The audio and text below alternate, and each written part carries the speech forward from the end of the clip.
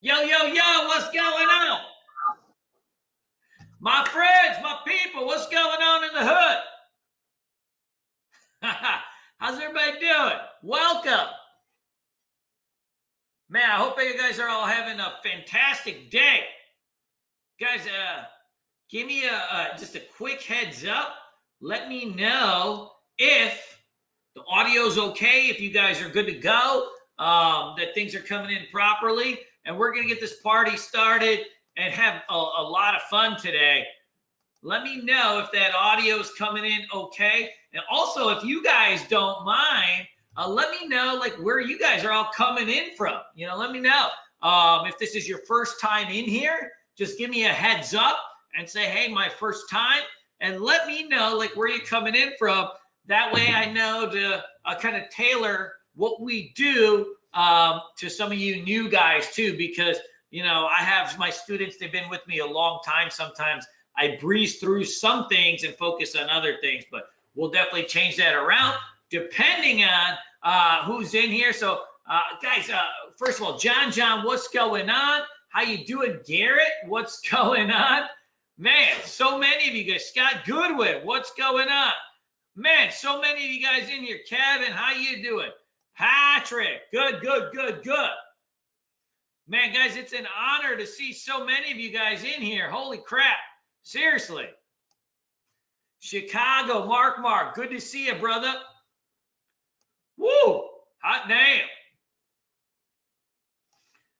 SoCal, Marco, how you doing, buddy? Jamie, how you doing? Gerard Collins from Colorado. Sweet, where in Colorado are you? I got a good friend of mine that's just a good student of mine just moved to Fort Collins. Anders from Norway, no way. I got a couple students of mine from Sweden in Stockholm that I work with that are awesome guys. And one from Finland named Henrik, but don't got anybody from Norway. So this will be good. What else? Vancouver. All right. So we got a good, nice mix of people from all over the world, man. A lot of people from Texas. What's going on over there? Hot damn, Texas. Okay. Hey, Jared, remind me too. Like I'll hook you up with my guy for Fort Collins. He's an awesome dude. Toronto, my business partner from Toronto, the T Dot, home of the Dirty Drake. Man, Drake sucks, but I'm not gonna get into that here. Axel, how you doing, man? Awesome.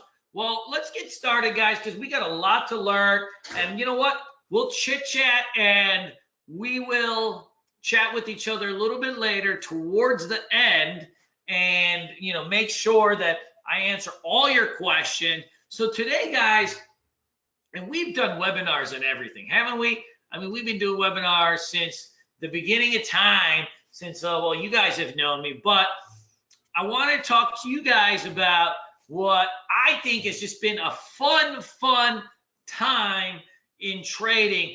Probably you guys have heard of pot stocks or weed stocks.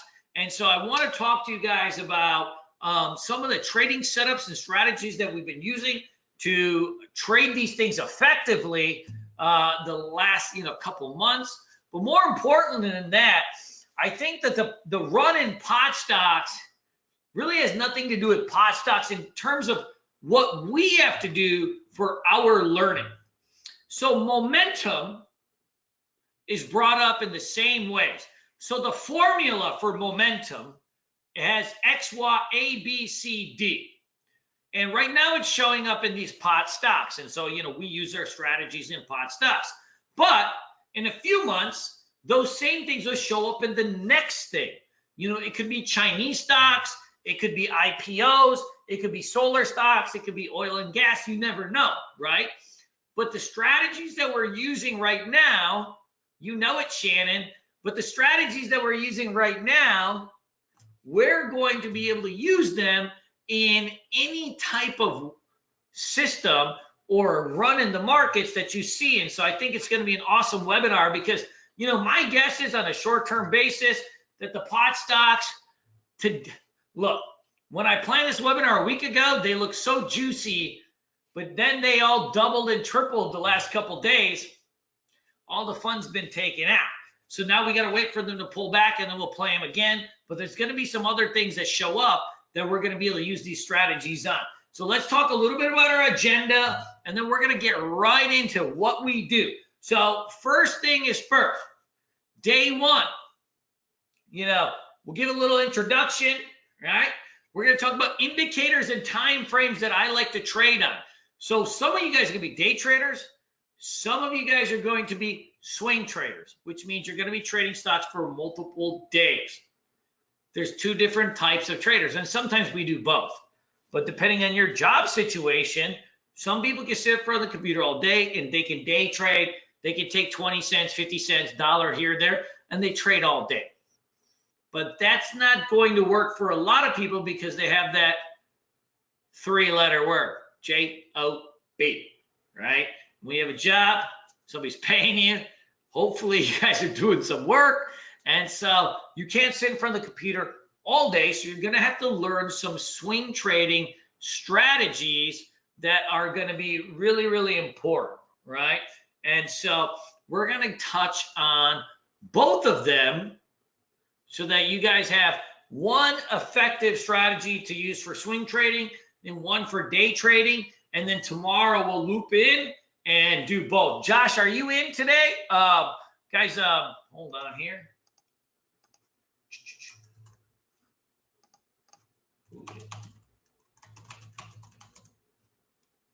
Good, good, good. Okay, cool.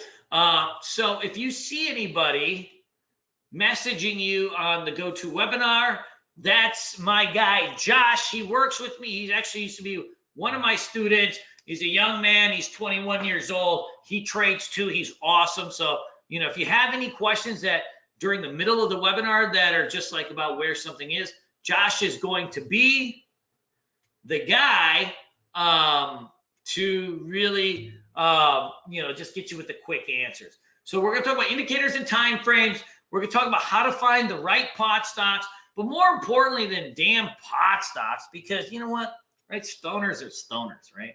Right. There's no money in that stuff.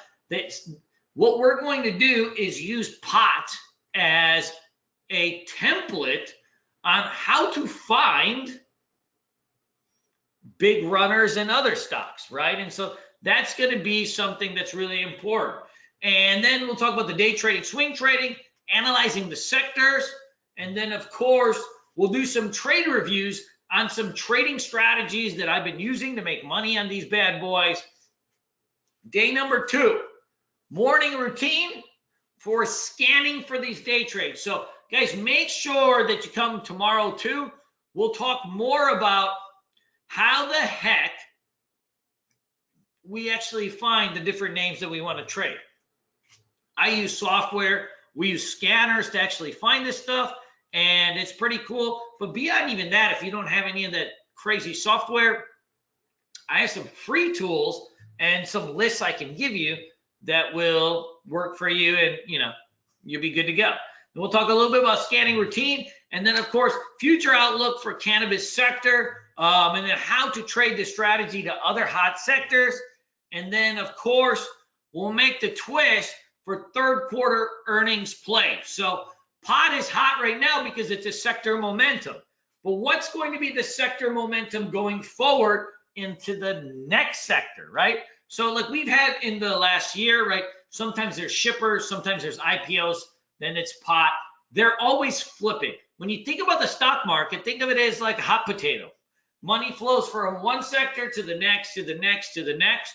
And so we always want to be capitalizing on that stuff. So don't go anywhere. At the end, we'll have a question and answer with me right at the end. So I'll make sure to answer every single one of your guys' questions. So, hang on and we'll make sure to do that for you guys. For those of you guys that don't know me, I'm Kunal. I'm the CEO, the founder, head janitor, the mom, the dad, everything at this company, Bulls on Wall Street. And then, of course, our crypto business, which is Bulls on Crypto Street, which has been awesome to do also. I've been trading stocks for just a long time.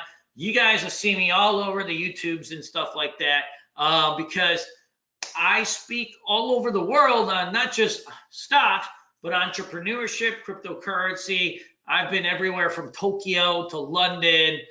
You know, I got 2 speaking events next month. If any of you guys are going to be in San Diego or Las Vegas, or any of you guys are around there, I will be there pretty much all of October. So you let me know. I'd love to grab some drinks. Frankly, I might be sleeping on your couch. So let me know if any of you guys are over there. I'd love to hang out. And frankly, I'm tired of hotels. So if I could sleep on your couch, even better, right? I've taught literally thousands of students all over the world how to trade.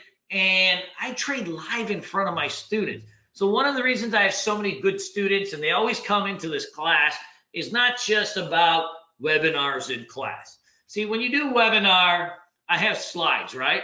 So I'm like kind of, you go to a webinar, somebody's cherry picking the best of everything, right? And so you look at it, you say, man, that's fucking easy. But trading is always a little bit less linear, right? It's never just a, green light buy, red light sell, right? We all wish it could be that easy. Trading has a little bit more yellow lights in it. But one of the things that we do for all our students, I trade in front of my students live every day via screen share. So they see my trading platform and I'm calling out the plays, and then they get to see like, hey, I made 2,000 bucks, I lost 2,000 bucks. Frankly, that happens all the time too, right? And they get to see that. I think that's the best way to learn, is that screen share, that audio. You have class at night, then you learn in the morning in real time. And we use a momentum-based strategy, which really works well on stuff like pot stocks, but also any type of sector that's going to move. If the sector sucks, the stuff that we do is not going to work as well because it's momentum-based strategies. And the reason that we do that is a few-fold. I trade momentum-based strategy for one particular reason. If you're a retail trader, somebody trading with, like, say, less than $1 million in capital, but especially if you're trading with less than, like, say, $100,000 in capital, well, getting 10% returns a year is not really going to move the needle for you. Imagine you got 100 grand. Somebody's like, man, you can make 8% a year. Well, that doesn't move the needle for you, does it? Right? We're in the business. If you want to do this for a living, or if you want to make, X amount of dollars or whatever it might be to replace your income, then you've got to have, right, a little bit bigger returns. Well, you can't do that doing just straight up old investing. So what we need to do is find out strategies that capitalize on the biggest moving stocks at the right time so that we can trade them. And what I mean by that is that in a market, say the S&P 500, which is your general market, is up 10% during the year. Well, that means the average stock is up 10%. But out of those 500 stocks, or the 8,000 stocks in the market, there are going to be hundreds during the course of the year that move up hundreds of percent. And what we need to do is find out those stocks that fit that criteria, because those are the stocks that we want to find, right? Because those are the ones that are going to give us that alpha, that big return. So that's what we're going to talk about a little bit today. So I founded this business in 2008. We've got a chat room and all that kind of fun stuff. But lately we've been doing, since 2012, a 60-day trading boot camp. I spoke all over the world talking about this junk, but we do this stuff live. And that's always going to be the biggest thing. So when you think about trading, right, what we want to be doing is thinking about two different things we're going to learn today. So get out your notepads. If you guys can, just give me a heads up. Who here is just brand new to trading? And who here has been with us, who's brand new to trading? Like, they don't know. They've never been to a webinar. They're just brand new to this. Just so I know if we need to set up people's charts. Hey, Chris, all right. Hey, Melvin, what's up, baby? Good. Mika, what's going on? Hey, Rushi, what's up, baby? Cool. Ziang, how are you? Thanks, Levi. Love you, buddy. Deanna Ramsey, you've been in 42 webinars. We know you're not brand new. Come on. Mr. Bugos, long time no see, man. Julius, how you doing? All right, cool. We got a couple new people and then a bunch of people from our last couple boot camps, which is awesome. So I don't have to dig too much into this stuff. So if you guys are new, right? If you guys are just brand new, there's a program that we use called TC2000, and they've got a free version of this that you can use. So that's awesome. So I use TC2000 for my scanning. I use it for my watch list, kind of all that kind of fun stuff that you would need as a trader. So in like trading, you know, people are always trying to sell you like different tools. You need to have this class and this tool and this scanner and all this kind of junk. But in general, like my personal belief is that, you know, in trading, you just need really one good tool, right? So TC2000 is like a tool that I've been using for a long time where you can scan for stocks, but also you can do the technical analysis, which is the management of charts right from the platform. And then they also have like a simulator on there and some other things that are pretty cool. So this is kind of the one tool that I think people need, and it doesn't have to be TC2000, but you need a good charting platform. So if you go on TC2000's website, one of the things that you'll probably see, you can just download it, and they have a free version. So if you go on TC2000.com, and you can just download it. You want to download version 18, and you know, you just sign up for all the stuff, and they have a free version. The data might be slightly delayed, but it'll look just like mine, so it's pretty cool. And then you guys I can help you set up your charts and all that fun stuff. So you know, I won't waste everybody's time to do the chart setups in the webinar right now, because I know a lot of you guys already have that. But if you guys are just brand new and you need a video on how to download this TC2000 for free and make your charts look like this so you can follow along, you know, in the future, or also just have this permanently, just put in your email or your phone number, and Josh will send you guys kind of a TC2000 tutorial that I've made so that you guys can set up your charts like that, because it'll take about 15-20 minutes.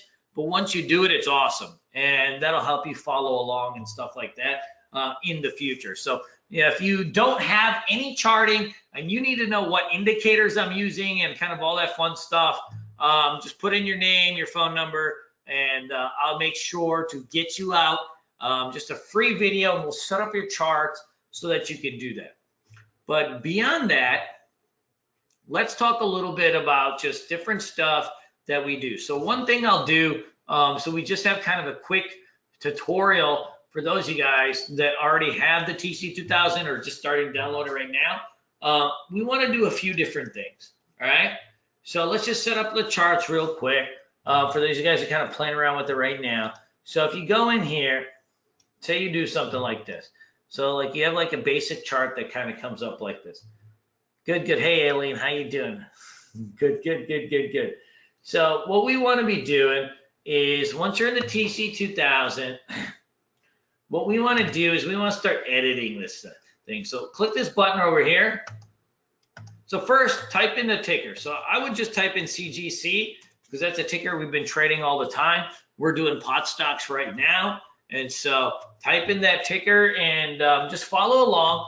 And I wouldn't worry about it. If you don't have any charting platform right now, download it a little bit later. Right now, just focus on following what I'm doing versus, you know, trying to get on your computer in a rush and downloading all that stuff. I'll get you guys the videos. Don't worry about that. I will make sure that you guys have, you know, your TC2000 tutorial set up. But let's talk about just how to set up the charts for those of you guys that already have it, and we'll make sure to get this party going, all right? So like say you're looking at the CGC, so we just want to set up our chart. So click this button over here, hit edit, and like see how it says plot style here? We always want to go candlesticks, right? And it says color based on, I always go 2 colors. and we want to go net change. All right. And then we got up bars, green, we want to leave that, and then red bars, red. All right, cool. And then I will just kind of fill this in too, where it says up bars, red bar, down bar. So just hit this filled. Now leave everything else the same. All right. So now you're going to just change around the color. You guys see that? Cool. Now, what we want to be doing, all right. So now like you got this like chart, right? It's kind of blank, all this fun stuff. But what we're going to do is add indicators. So this is the interesting part. So guys, there's two types of traders. Mr. Wobrowski, you've already got this stuff 1,000 times. Mr. Wobrowski, you know, you are one of my first 10 students from 2011. I'll call you on the phone and walk you through it. I got you. Tell Robin I said hello, by the way. So when we talk about, like, so this is a chart, right? So we have a chart. Now, guys, what does a chart do? A chart is just a graphical representation of all the buyers and sellers in the market, okay? That's all it is, a graphical representation of the buyers and sellers in the market. Why we use charts is that long-term stocks run on fundamentals and they run on earnings. Short-term, when I talk about like 1 month or less, stocks run on technicals. They run on momentum, they run on sentiment, they run on news. And so we use charts to grab those short-term gains. Sure, long-term, what a company makes, I'm sure is amazing. But like, what if you're going to only hold a stock for a couple days? Do you really need to spend that much time researching what the company does and their balance sheet and all this fun stuff? No. Why would you research something for 2 days to hold something for 2 days? Right? Would it make sense? Or for me, like I'm a day trader, sometimes I hold stocks for 5-10 minutes. Why would I research something for 2 days to hold something for 10 minutes? So we use technical analysis to guide all our trading decisions from A to Z. And that starts with the chart, which is a graphical representation of all the buyers and sellers. Why that's important is that fundamental analysis in itself is subjective. What one person deems as good earnings, another person deems as a disappointment. But in technical analysis, because this is past data that has already been taken place, and then what we're going to do is apply patterns to it. These are things that are fact. These are the things in buying data that's already happened. So now what we want to do is start to apply what we know, and then we can predict potentially what's going to happen next. So this is like a CGC. So we've got this chart. Now let's add in our indicators. So you have this blank chart. Now what we want to do is add in all our indicators. So see this button on your TC1000? Click this over here. Type it in, moving average. See how it says moving average exponential? Boom, hit that. Click it, exponential 50. And Josh, you know what we can even do for the guys that don't have any idea how to use the charts or the TC1000? We can just do it like a secondary, like we could do like a chart setup webinar, right? So we could probably do something like that. That way I'm just walking you through it live. Yeah, now? All right, so we got exponential 9. So add this in, all right? So your chart should look like this so far. Now we're going to add in a couple more. Hit this plus button again. Type in moving.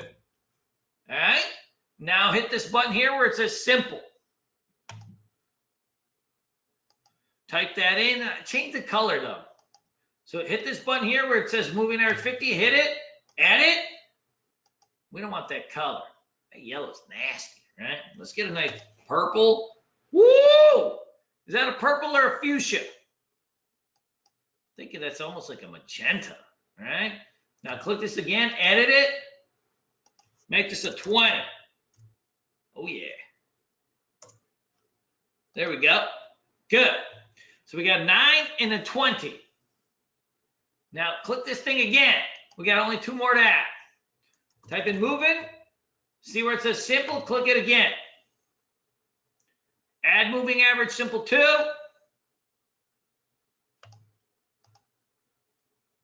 Now it says 50, so that's good. Let's change the color.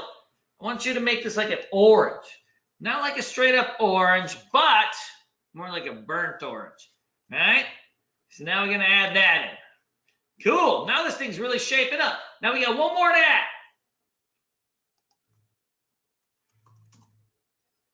Moving average simple. Add moving average 2. Boom. If I could turn back time, if I could find a way. All right. Now we got ourselves the makings of a chart. Now we're going to add a couple more things. Hit this button again. I know it's a lot. Just bear with me. This charting setup that you guys do, you're going to have it for the rest of your life. I have been using this exact charting pattern, this charting setup for over 15 years. My mentor, Paul Singh, taught me, like when I literally had a full fucking head of hair like Bradley Cooper. Just a young buck with big city dreams. And he taught me this charting setup, and I've been using it ever since. I'm giving it to you guys. We're passing this thing down generation to generation. So add this plus button again. Stochastic. Right? So I'll go here, click this thing here. Bam! Now this is nice.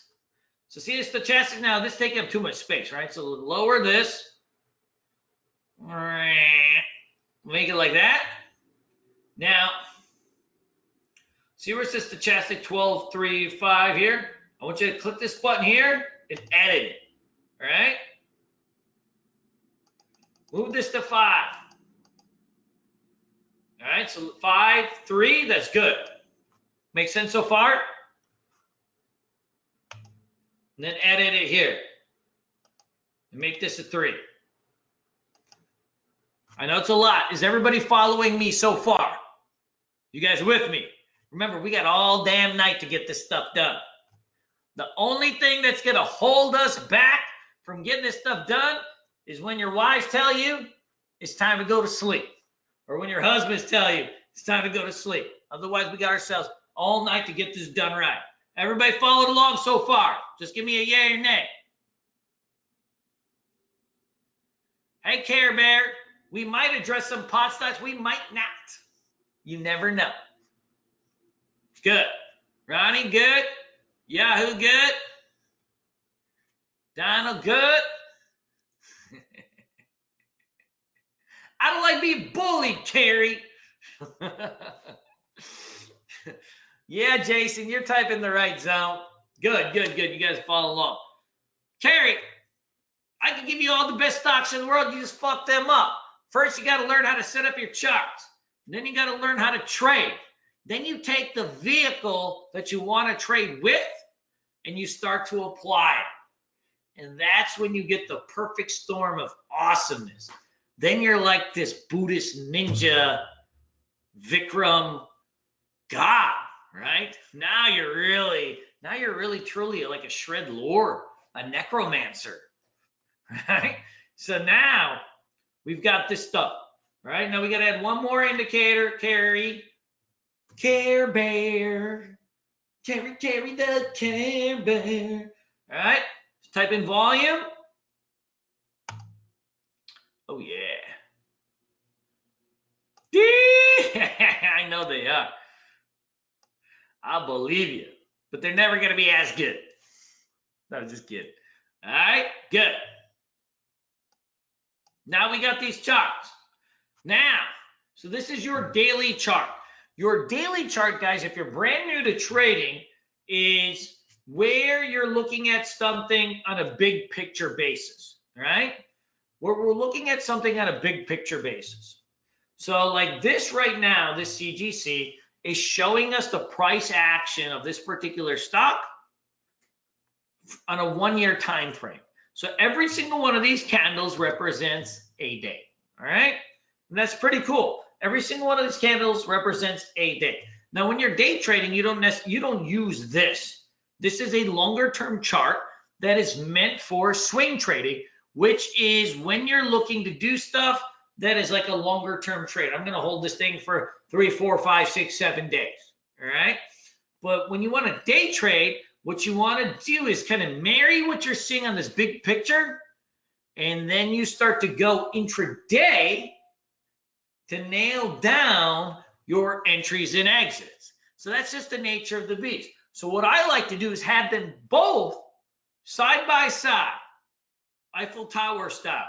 So now we want to add one more chart to this. So add another chart.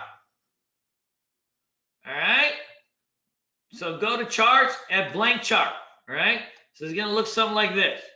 Now we want to fix this bad boy. All right. So open it up. We want to add, see this thing right here? Edit it. So candlestick's good. We want 2 colors. Net change, green, red. Good. Fill that out. Oh, yeah. Good, good, good, good. Now, we've got, change this, edit one more time. Edit this. Dun, dun, dun, dun. Oh, there we go. Change this to 5. So click that button right there. So now you're going to have something that looks like this. Does that make sense? So you have green, reds. This is your intraday chart.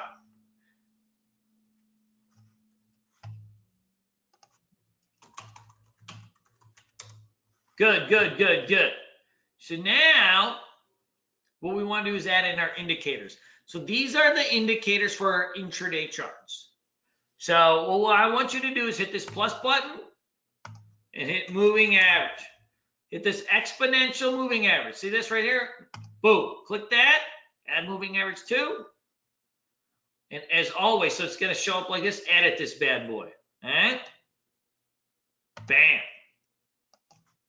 So now always make your 9-day moving average always light blue. If you always make it light blue, then anytime you have a chart and you see it, that light blue, you know where your 9-day moving average is, right? So click OK. Good. So now you got this nice chart. Now we need to add a couple more things. Boom. Add this. Add moving average exponential. Again, I know somebody just asked the difference between moving average and simple. I use exponential on my intraday, simple on my dailies. Click this. See, EXP moving average 50. Good. Now make this like a little purple. Oh yeah. Man, that's almost too intense, right? A nice magenta. No, we want a fuchsia. Let's go. Boom. All right, we're good. So we got a 9, a 20 exponential moving average. Now we want to come in here. Type in VWAP. All right, click this first one. Add indicator 2. Click this top. Bam. So now you got a 5-minute chart. So how do you fit this thing in with this other one, right? So what I want to do, click this see this little triangle button here? Bam. Move in. Now, like you can see here, you can swap, you can tab. There's a lot of different things you can do with TC1000s, but I just want to stick it to the right. So see, now I got it on the right, and I got this on the left.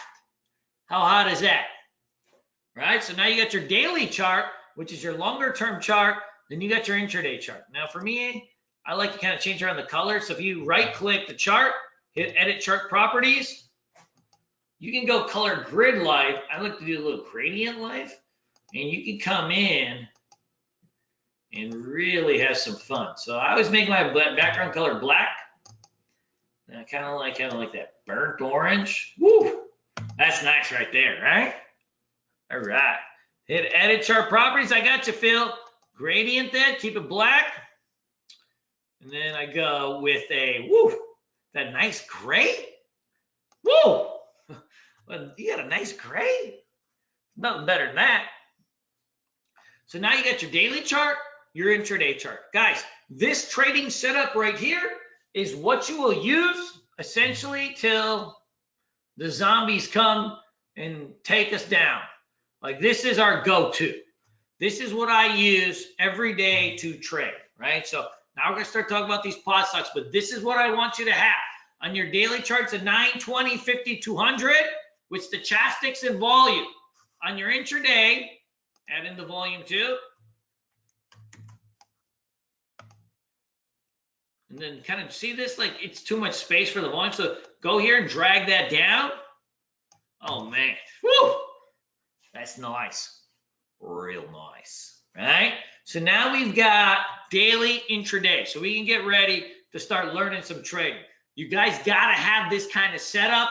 This, I think, is one of the most important things, because when you have a consistent setup like this, then you're gonna have consistent results. So make sure you spend some time, if you're not familiar with TC2000, to get to know it, or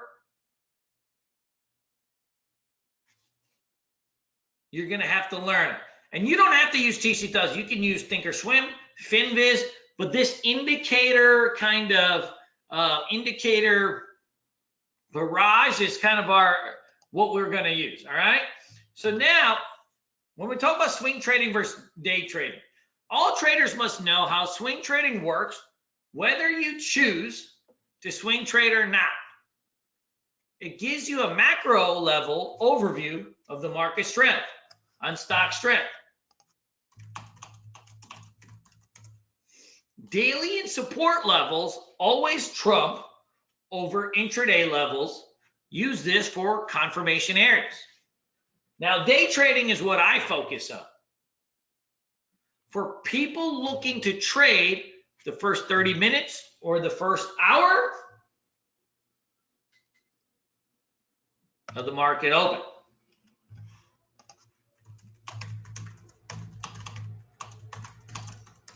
Now, let's talk a little bit about support and resistance. Who here is not familiar with how to find support and resistance levels? Just give me a shout out so I know if I got to spend some time talking about it. Just give me a shout out if you're not familiar exactly with how to find support and resistance levels and why they're meaningful in your trading. And I'll give you a brief tutorial on what's going down on it. Zhang Zhang, Viam Viam. What's with everybody with the double names? Trevor. Hey, Chris. Hey, Steven.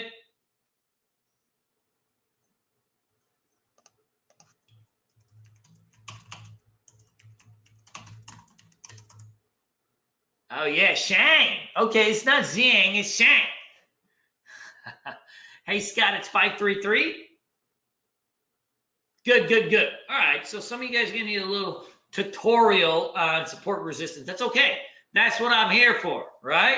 Fuck, why else are you here? So, support and resistance. Support levels are when stocks typically bounce. The bigger the time frame, typically, the thicker the level of support. So, this is it's kind of hard to figure out what the fuck that means, right? I mean, if I asked Josh who made these slides, he wouldn't even know. It's just a convolage of weird words. So this is how you want to think about support and resistance. Resistance is a line in the sand. So let's just X all this junk out, right? Lines in the sand. Dude, my marketing guys are gonna fucking kill me. I always just delete all this shit, right? Lines in the sand. A support and resistance are lines in the sand. They're inflection points where stocks make a decision.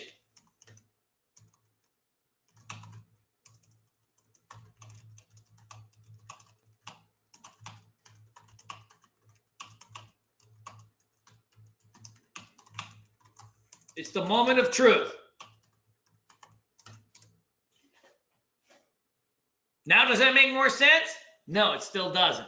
But what support and resistance is it's a line in the sand. So when you think about like support and resistance, this is how I want you to think about it. All right.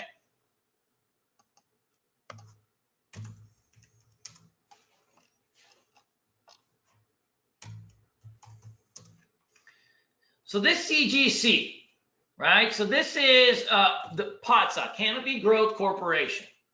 So this thing pops up to $36 in January, right? It's about January 11th, okay? So then this stock comes all the way back down. This happens a lot in stocks. Like if you never want to buy blindly because they'll just come back down. But what you want to be doing is buying inflection points. So like see how this thing comes back down and then it comes all the way back up here and it comes back down. And see how it comes back up here again? So like it tests it right to the T. This is why you guys want to get your starting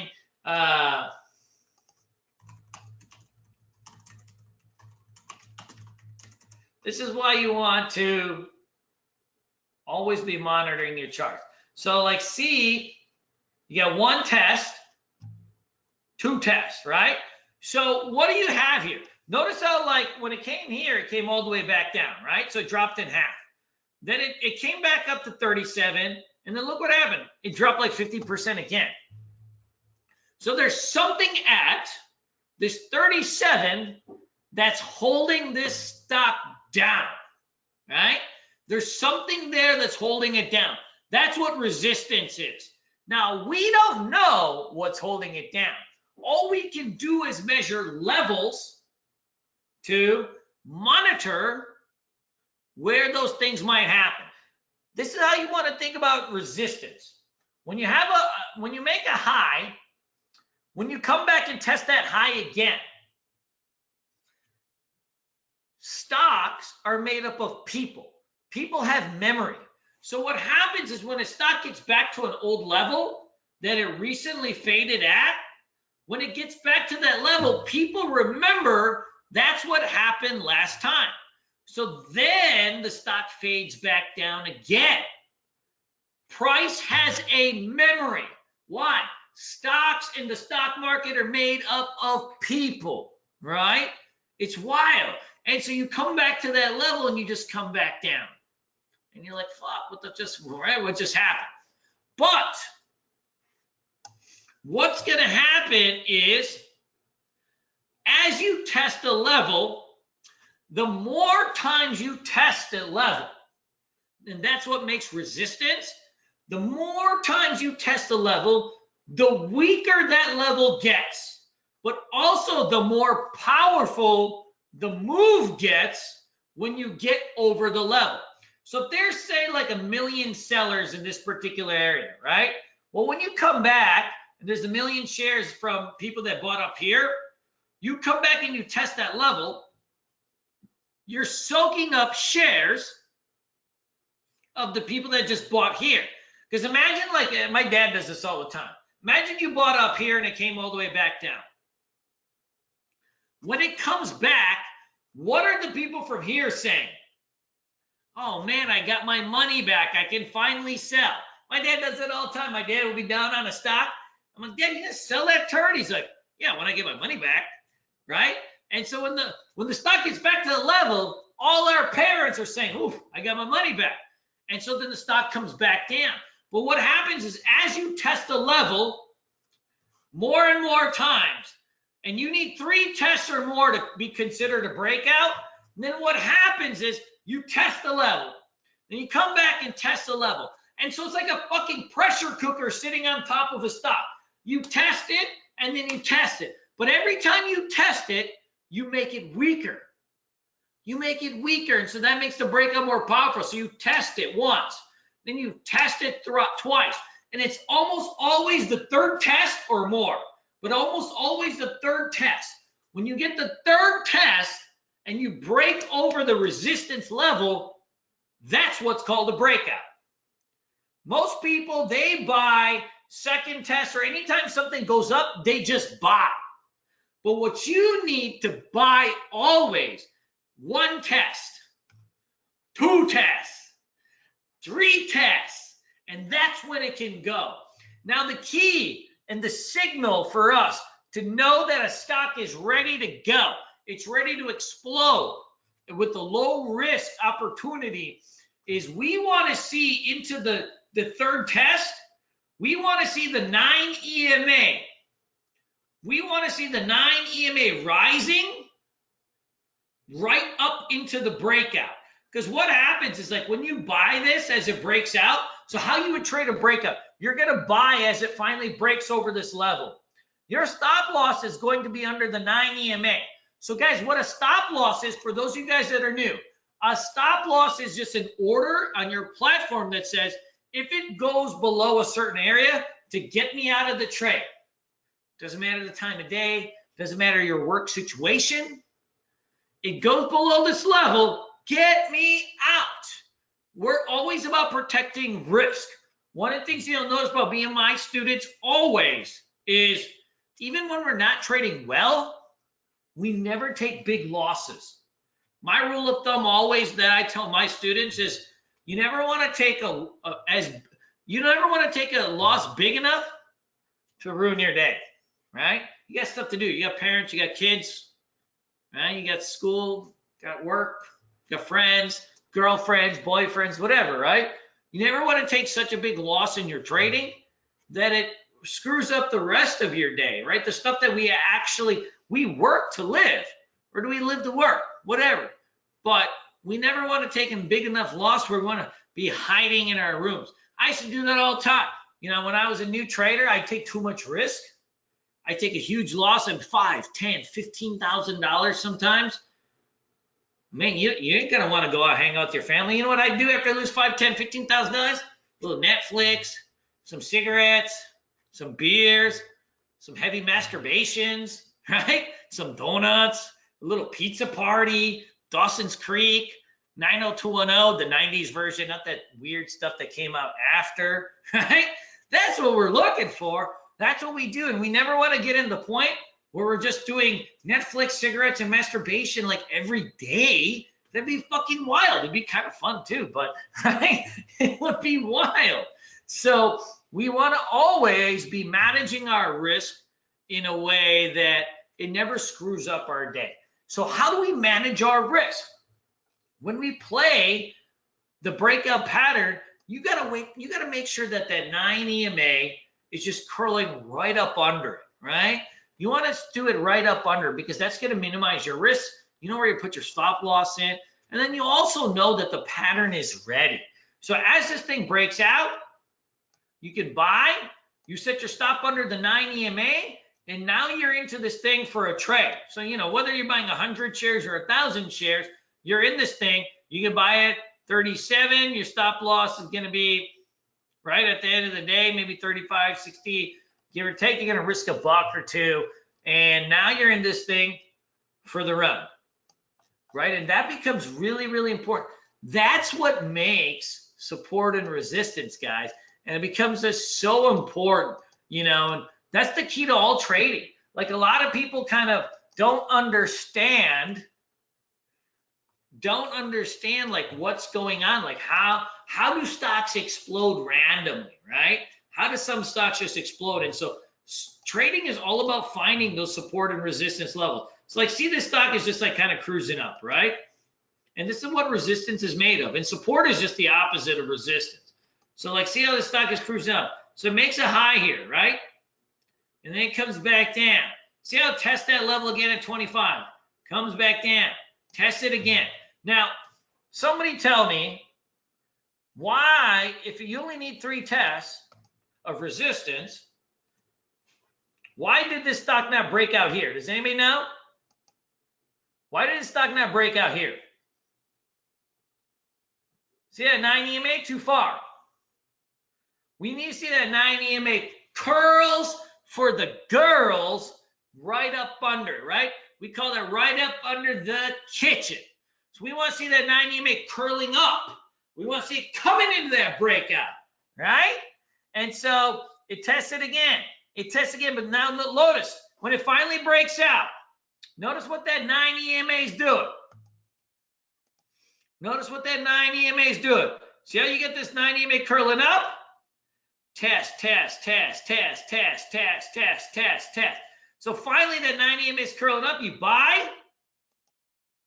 Set your stop right under that 9. So you're only going to risk like 20 cents on this thing. Buy, set your stop, let her rock.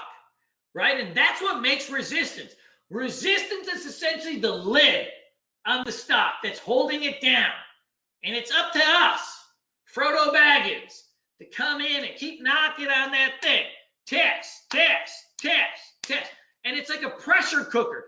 Every time you test it, you make it weaker. You make it more explosive. So when you finally go, that pressure cooker, you're testing, testing, testing, testing, testing. When you finally get over it, boom, you're off to the races. And that's something that's really, really simple. You know, this is the same kind of trade that, you know, you can do in these pot stocks. So if you think about like, let's talk about this, like, right, Kron. So, you know, I was posting this a long time ago when these first things started going. And it's the same type of setup. So we needed multiple tests of resistance to go. So you can see like this Kron, like it made this big run in 2018 in January, right? You guys see that? And then it came all the way back down. See that? It came back up and it came back down, came back up, came back down. So one of the things that a lot of times people know, people often assume that resistance means you're just drawing a line sideways, right? Just a horizontal line. Wouldn't that be awesome if it's so easy? Sometimes the trend lines come on angles. So how would you draw this Kron? Anybody know? Remember that when you're thinking about trend lines, when you're thinking about how to draw them, you want to connect the dots. It's like connect four. No, it's like connect the dots, literally. Not connect four, right? So test, test, test, test, test. Whoop. Right? You want to find out as many levels that you can test at once. So like when Kron is about to bust loose, right? One test, two tests, and it's never going to be right to the penny, right? But you're going to get in that area. 3 tests, and then see what happens here? 4 tests. But see, why does it go here versus here? Right? This is a test of resistance. See that 9 EMA? Too far. I want to see that 9 EMA curls for the girls right up under my breakout. Otherwise, I know that the breakout's not going to be explosive. It's not going to be hot. It's not going to be sexy. It's not going to be caliente. It's Spanish for hot, I think. So now this thing goes up again, right? Test this level. So say at 8 when it gets up here. The 9 EMA's at $6.90. It's $1 away. Too loose. Test the resistance again. So that's at 8. But look where the 9 EMA is. $7.18. That's $1. That's we got a lot of Indians in this thing, and we got Shanghai over here, right? If something's at 8 and you stop loss at 7, how many percent is that? It's like a lot of fucking percent, right? So you got test, test, test, test. One of my Indian brothers, give me the percentage on that. So it's just too loose. That's not going to work. Hey, Nicholas, thanks.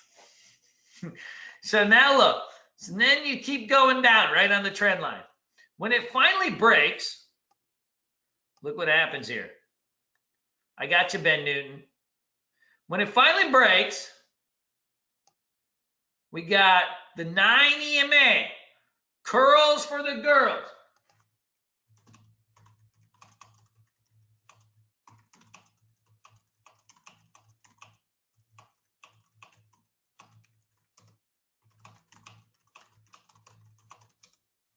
See that? If you buy, stop always under 9. How you know if the breakout is hot is you get the 9 EMA curling up right up under the kitchen, right? Curling right up under the kitchen. So you buy, set your stop under the 9. Your 9 EMA does 2 things. It represents a short-term trend. And it also helps you understand what support and resistance is. And that's when you get off to the races. That's how you can double up on these things. So like Kron is like one of the more, there's all sorts of pot stocks, but this is the one that's like a cult stock. And so that thing becomes hot. I got you, Jeremy. I'm on your team, baby. Anything you need, I got you. 1 test, 2 tests, 3 tests, 4 tests, right? Now it's buy, set your stop, And then your first target is always the old high. So that was in about 12 bucks, give or take, right? So that becomes really, really important. So those are kind of some of the things that we want to do. So to summarize, right, indicators, we want stochastics, 9 EMA, 20 SMA, 50 SMA, 200. Intraday charts, 9 and 20. Man, this is a fucking mouthful, right? 20 EMA. We don't need that. We don't need that anymore. Things have changed, right? Now, these are the main things you want on those charts. So let's talk a little bit about how to find these things. So one thing that we do with the pot stocks, all right? How to find these things. We look for strong sectors. Make a watch list of stocks in that sector. We watch for the daily chart for those patterns. Then we watch the intraday chart for entries. When sectors fly, you get sympathy plays. So why the pot stocks have been hot, all right? So none of this stuff, this is all good stuff. So you got a new industry with a lot of PR around it, right? America, and you guys have probably seen this, right? Men are not men anymore. You ever guys notice that? Nobody like boozes and smokes cigs and right, like punches people and swears a lot anymore, right? We all talk about our feelings. We do yoga. We fucking eat acai bowls, right? And like, you know, we post pictures of puppies.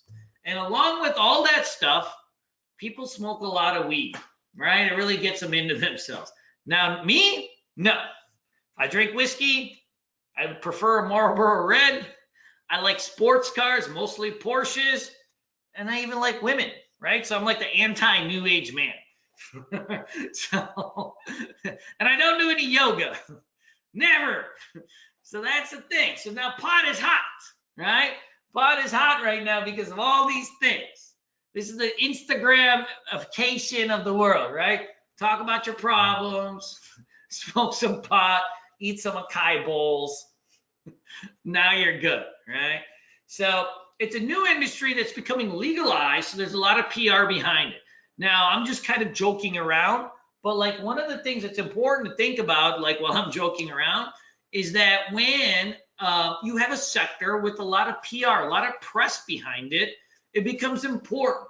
A couple of years ago, there was a run in battery stocks because like people were really focused on like, right, renewable energy. So there's a huge run in battery stocks for a while, and it lasted the same amount as these pot stocks. They went for like 2-3 months. Everything went up 500, 600%.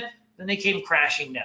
And we've seen these type of runs in solar, you know, when Obama became president or a little bit before, solar stocks were going crazy because people were thinking, hey, we're not going to use gasoline anymore, right? President Obama's coming in, and, you know, the solar started to really ramp. And there's like 3-month phase where all these solar stocks were just going crazy.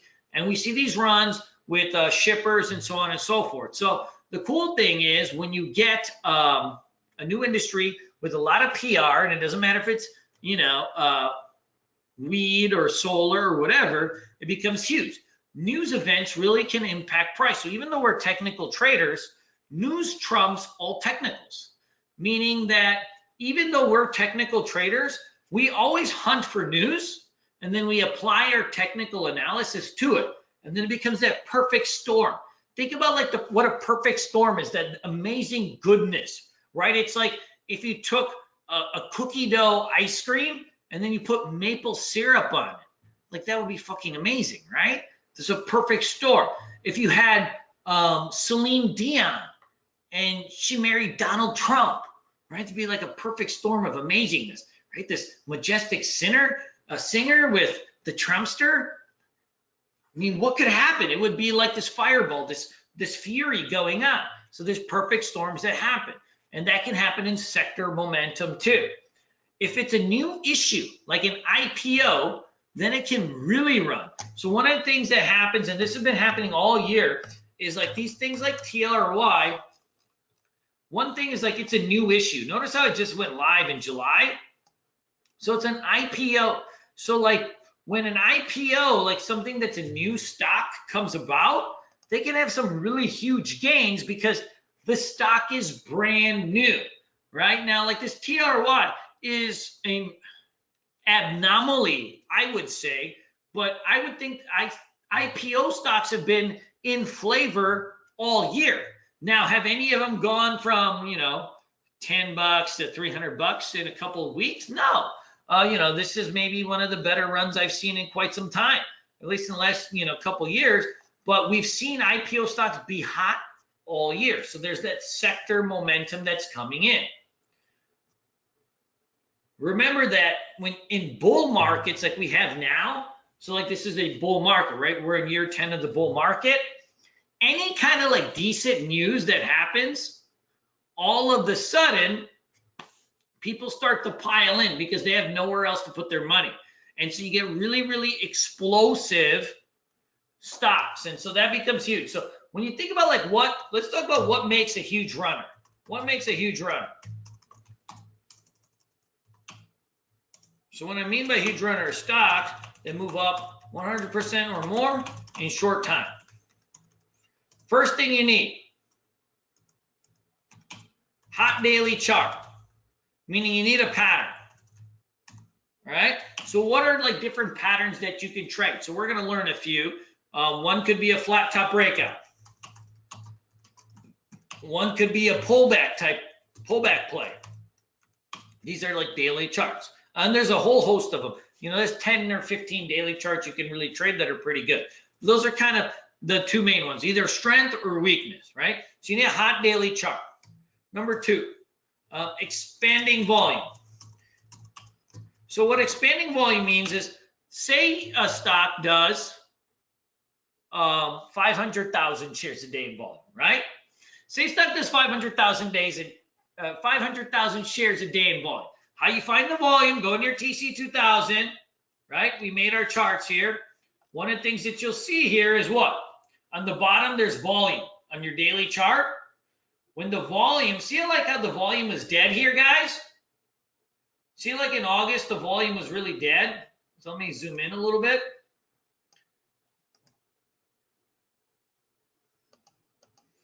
See how the volume was really dead for like a month, right? Woo! Now what happens is, right, you start getting expanding volume. See how the volume starts to spike and how that coincides with price? Volume tells us a few different things, but volume is really cool and important. Volume tells you how many people are buying that stock at a particular moment. Volume tells us the emotional intensity of how bad people want it. So if the volume goes from like 1 million shares to 18, right, to 31, you go from 1 million to 31, it's telling you how bad people want it, that they need it, they love it, they need it, right? And so that can give you a hint of what can happen with price. So you want to see the expanding volume, meaning high on relative basis, right? Float. Who knows what float is? Give me a heads up. Who knows what float is? Float is the number of shares outstanding for a particular stock.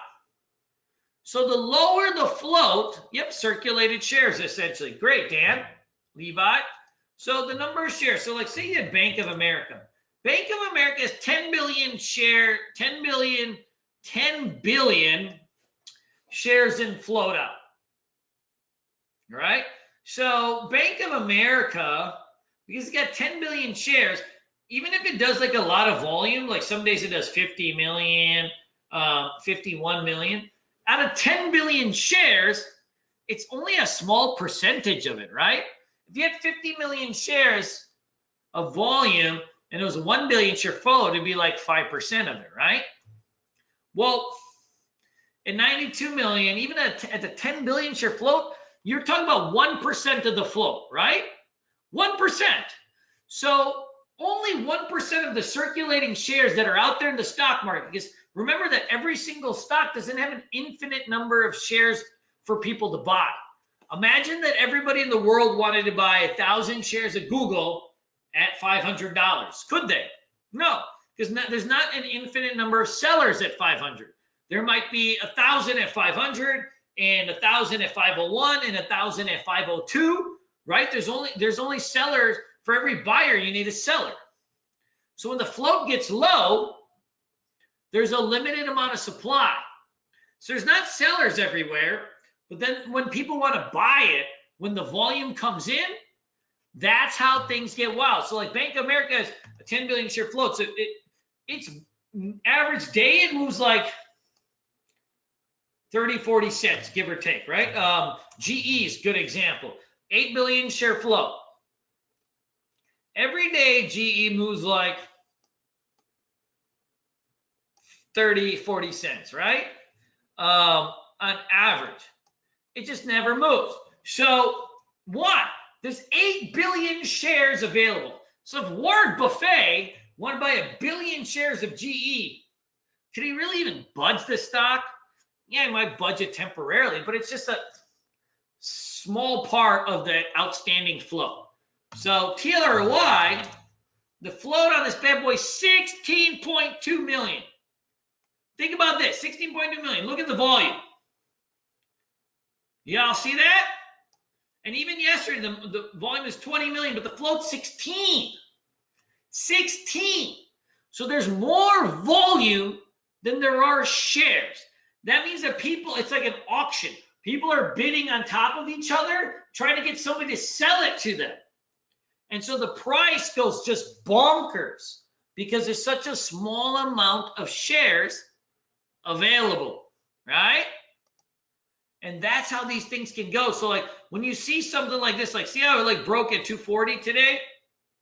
How it can go from 240 to 300 in just a few minutes, right? Like what if you had 100 shares of this thing? You make, right, 6 G's. Well, hot damn, right? That becomes really, really important. So the float becomes really, really important. We'll talk a little bit more about this, but you know, that's going to be huge. Number outstanding shares. Then number 4, sector momentum. Right? Sometimes it's weed, sometimes it's IPOs, sometimes it's China stocks, right? There's always, that's right, Eric. There's the float's too small to find the borrows. Try the puts on options. Sector momentum, weed, IPOs, China stocks. There's sector momentum and different stuff all the time. Try Cron. The puts are the cheapest on those, and it's probably the biggest turd out of the group. That's the one I have. Sector momentum. So these are the things that can cause big runners. Hot daily chart. This is the formula. So anytime in the rest of your life you're wondering what the formula is and how something can go and move up 100% in a few days, this is the formula. Hot daily chart, expanding volume, the float, and sector momentum. This is what makes boom. These are the things. This is the formula. So if you don't have these 4 things, you're going to get into some stock. It's going to go up like 2%. It's going to be like, you ever buy something and you think it's so hot and it goes, you're like, fuck, that was a dud, right? That's what she said. I'm sorry, man. I don't know what's wrong with me. So those are the things, those are things that get going, right? There's always that sector momentum.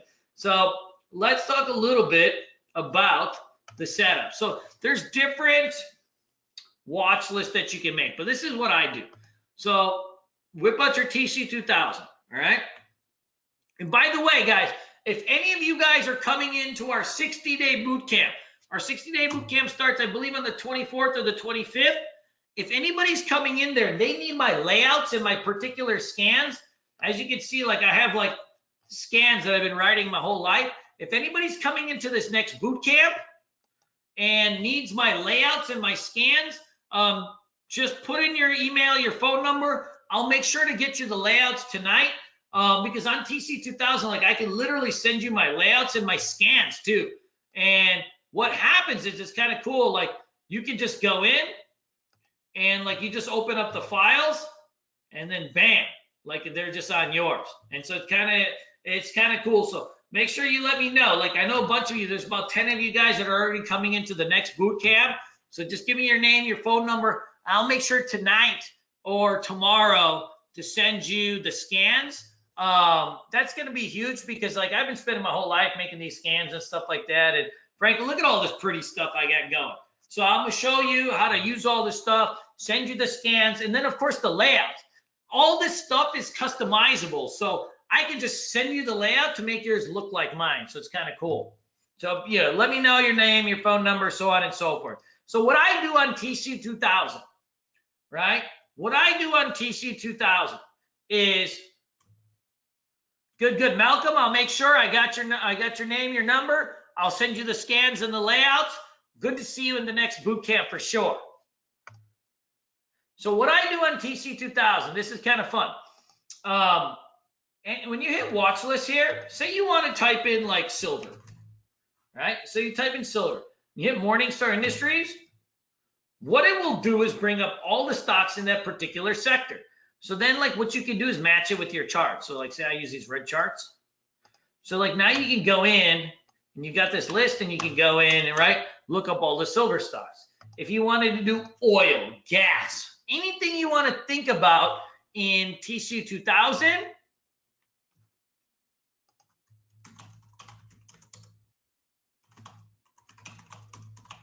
yeah, guys, just put your phone number in if you need the scans and you're coming into the next boot camp. Josh will not be able to look up your, emails and all that fun stuff. So say you wanted to do like software, right? Type in software. Check this out. Morningstar Industry software application. 167 names. So now, like, what I'll do is I'll filter it by volume. Now, like, what you see is, like, you'll see all the different software stocks. Oh, there's CRM, there's this, there's that, so on and so forth. It's pretty cool, right? So, like, in TC 2000, you can build out lists for anything. So if something has sector momentum, it's so hot because you can just go in TC 2000 and look up all of them, and then you start filtering through, and you can see what to do, right? So that's going to be just a monster thing to do. It's pretty cool, right? So, like, on TC 2000, these are the main pot stocks that I watch. So I got a list of pot stocks. These are the main ones that I watch. Woo! So there's GWPH. This one's not as hot as the other ones, though, right? You guys can see the chart on this. Not that hot. Then there's CVSI. This one's not that hot either. It's been kind of just farting around. Now, CGC has been hot, right? It started, what the fuck? There you go. It started its run at 25, got up to 57. K-Grass, I got you, baby. K-Grass. So I got you at 57, right? So this one had a lot of momentum. It doubled up. Cron, off its breakout, right? Went from 6 to 15. So this one you definitely want to keep on your list. It's got a lot of momentum. TLRY was obviously the big daddy of them. It went from 24 to 300. That's pretty hot.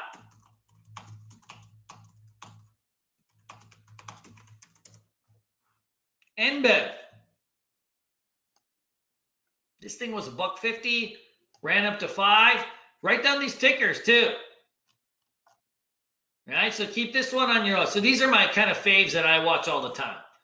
And then this IGC, this thing was like 30 cents, ran to $2, came back down. So this is another one. Now, I'm not saying buy all these. That's not our thing, right? We're short-term traders. We've got to wait for patterns to emerge. So we're going to talk about some of these patterns, but these are the ones that I'm currently watching right now. So make note of them, keep them on a list. And remember, in your TC 2000, you can look up anything and build a scan for anything. You can literally tell TC 2000, like, I want to see this, this, and this. That's got this, this, and this. And it's just all conditions. And you'll show up with all of them. So it's kind of pretty cool. Bum, bum, bum, bum, bum. Chum, chum, chum, chum. What's all this? Dun, dun, dun, dun. Hold on here. Let me get this thing going. All right, cool. Let's talk a little bit about swings.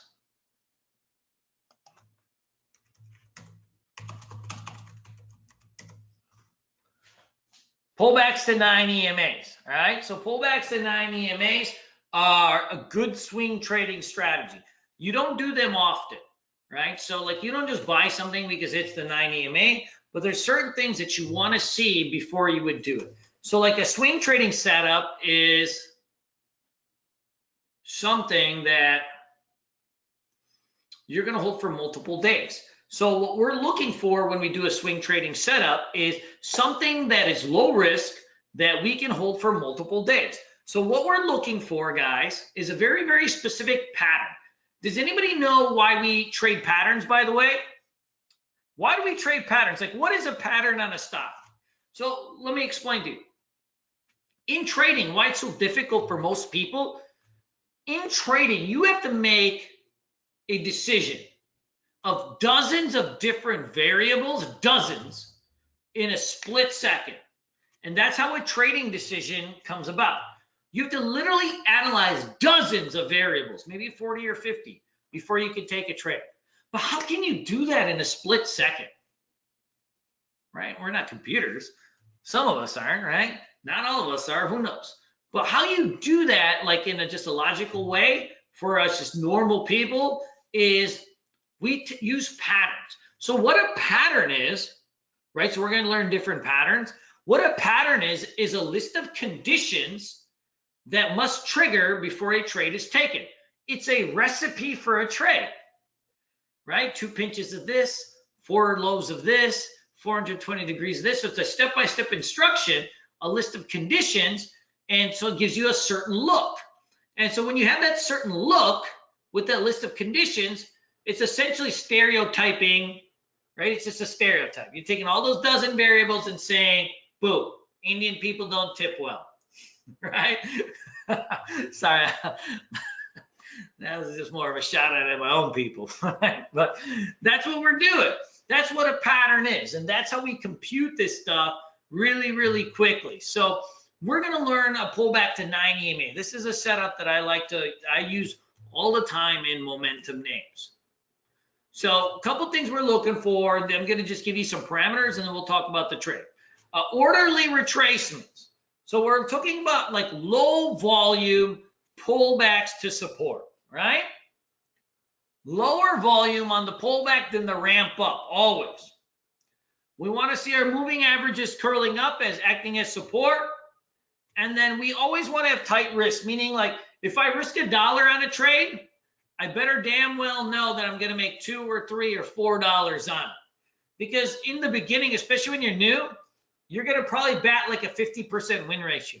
You win one, you lose one. Heads, tails, up, down. That's the nature of trading. But what happens is if your average gain is 4 and your average loss is 1, even if one trade is a win and the next trade is a loss, you're still making good money. And so that risk management, that trade management is everything, right? And so that's where we got to go with these things. And so this is what we're looking for in this type of trade. So what we're looking for, so this is like your kind of classic pullback trade. So let me get you on a daily chart. If I could turn back time, if I could find a way. Don't act like you don't like that song. Oh, yeah. Cool. So this is what you're looking for. So after you, remember we talked about this 3-tap breakout, right? So that's one type of breakout. So usually after a 3-tap breakout like this, we get the 9 EMA curling up, you'll run up for a little bit of time. You know, you may get 3 to 1, 4 to 1, whatever. But at some point, you're going to get a pullback, right? And you're going to start to form a little consolidation or a little pullback right along that 9 EMA. So then what's going to happen is you want to make sure that there's not heavy selling on that pullback. It's got to be orderly. So you don't want any type of crash. You know it, man. I got you, buddy. So I got always in your corner, my friend. So you see it like you start to get an orderly pullback. It's just starting to hang out here, right? And so what happens is you've got this like kind of wide range here. See that? You got a wide range. It gets tighter and tighter and tighter. And so then it goes. You got it, Nick. So as this thing breaks out, now you're going to buy. Stop goes under that 9 EMA. And now you're going to play this thing to the upside. Now remember, when we trade, like it's never about home runs. If we risk $1 or $2 and we make 3 or 4, it's good. And if we make more, it's better, right? And that's just the nature of the game. So like, see this one, like it ran from 46 to 57. So you got to sell some along the way. I like to sell in halves, meaning I still have my position in the first spike and have usually the second one, not the second candle, but once I start getting my risk back, because these things can come crashing back down so quick. That's the thing with pot stocks. They're so volatile. If you hold too long, right, it's a no buenos. That's Spanish for no good. But this type of 9 EMA pullback, this is like a bread and butter that I do on momentum names only. I won't do these on regular stocks, by the way. You only want to do them in trending stock. So what you're looking for is like, right? Remember when we talked about 3-tap breakout? 1 test, 2 tests, 3 tests. See how that 9 EMA goes right up under it? Guys, this is the most powerful setup you're going to learn, by the way. Martin, use that version 12.5. 1 test, 2 tests, 3 tests. Stop goes under the 9 EMA. So you can buy, set your stop. Now, this is the thing. Like, so like say you see something like this. Let's not be a joke, right? Nobody's going to fucking hold this thing from $30 to $300 unless you're just a full-blown functioning, you know what, goofball, right? I mean, it'd just be like, I've been trying my whole life. I've seen like 2 people be able to, it's just, you know, you're not going to be able to do that. We still got to use normal sense, right? So what I like to do, like when these things start to go, this is what I do. I like to always sell some off into my first spike, and then I'm looking to add. So if I get like a pullback towards a 9 EMA, I'll add some shares because it's another pattern. See that? That's another pattern. And so now you're starting to go, and you can keep going in this. But the 9 EMA pullback is really important. Like after you go on a big run, this happens all the time. See how this thing goes for 35 to 95? And then you get this like nice 3-day pullback. Notice the volume on this is lower than the up days. So as you pull back to the 9, what it's doing is you're really extended. You're overbought. You've gone up too high, too fast. So as you start to pull back towards that 9 EMA, once it starts to hold there, right, you can buy it. I usually wait for a green candle for confirmation. So as this thing breaks the trend line and you've got a green candle of confirmation that 9 EMA held, now you can take the trade and now you're playing this thing back to the upside. And this becomes really important, right? In trending environments, it becomes really important. Like you can do this type of trade all the time. Thanks, A, man. I know you already finished my sentences. I wish I had newer stuff to teach you, but the stuff I've taught you in boot camp, that's all you need. I wish I had better stuff to teach you. It's just about, guys, learning is about regurgitation. It's about repetition. Repetition breeds competence, which breeds confidence when you're trading, and that's so important to what we do. So watch this 9 EMA pullback, guys. I know I'm probably boring you guys about talking so much, but I can't help it, man. I told you it's going to take a while. We got a lot of work to do. Get your Diet Cokes out. All right, so right, once again, this thing pulls back to 9 EMA, green candle to hold, that's your confirmation. Now you're off to the races, right? And that becomes important. This happens a lot in trending names. You'll see this like even in, remember you guys, this was the, so before wheat stocks, it's weird, but it's weird even to say, Chinese video stocks were like the hot things. These were the hot things that, you know, in May. So see how like this thing, same type of deal. So this thing popped up at 14, you know, on the 14th, came back down. See how this 9 EMA was curling up under it?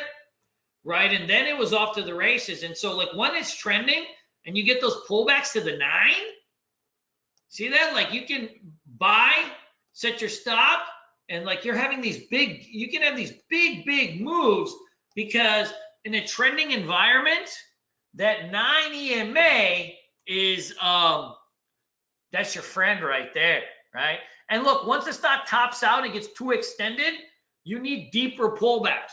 Only, let me just preface, only in a new trend that's starting is the 9 EMA important.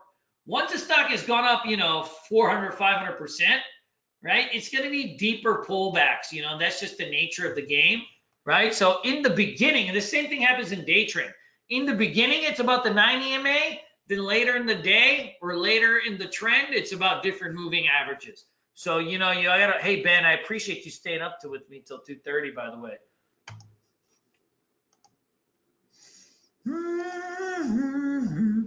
All right, cool. So let's talk a little bit about VWAP setups. Sorry, Daphne. Man, Josh put 37 slides on here for me. His assumption was that I would get through each slide in 1 minute. I don't know what I'm supposed to do, man. I like to chat. So, day trading setups. And by the way, Josh has done like 18 webinars for me. He should know. I can't do 1 minute a slide. Nobody could. Even he couldn't. Let's talk about day trading. VWAP plays. All right.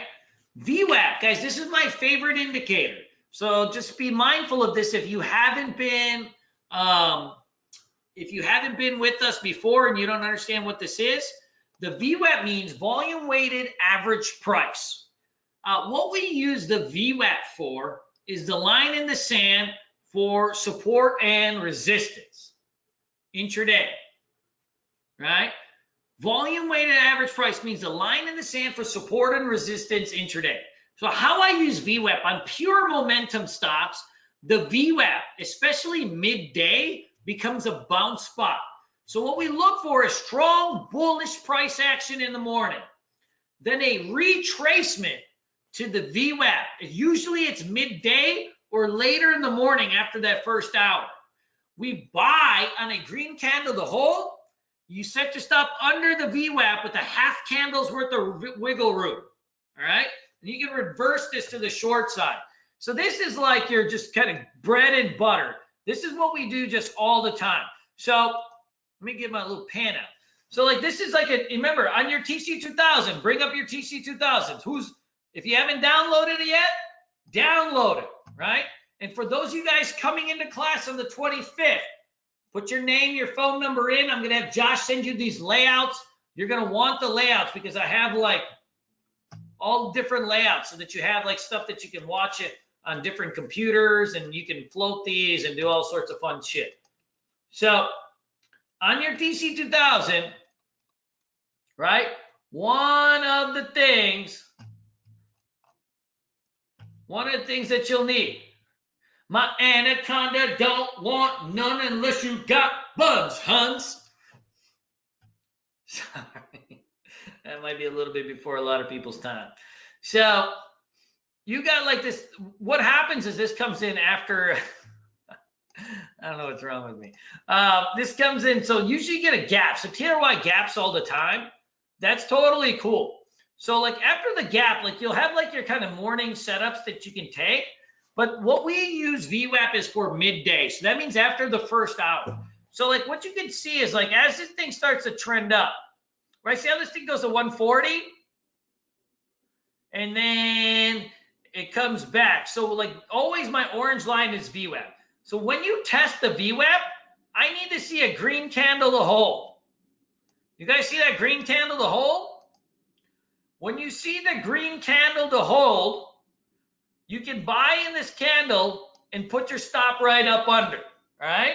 This is your picture perfect type of pullback play.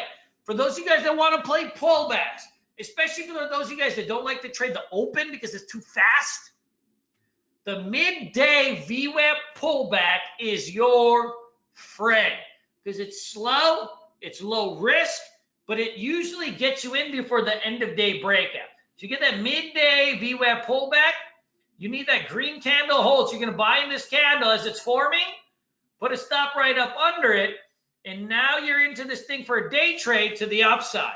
Now, obviously the key to trading is, look, if you got this thing at say 136, how do you know not to just sell at 138 and it's going to go to 148, right?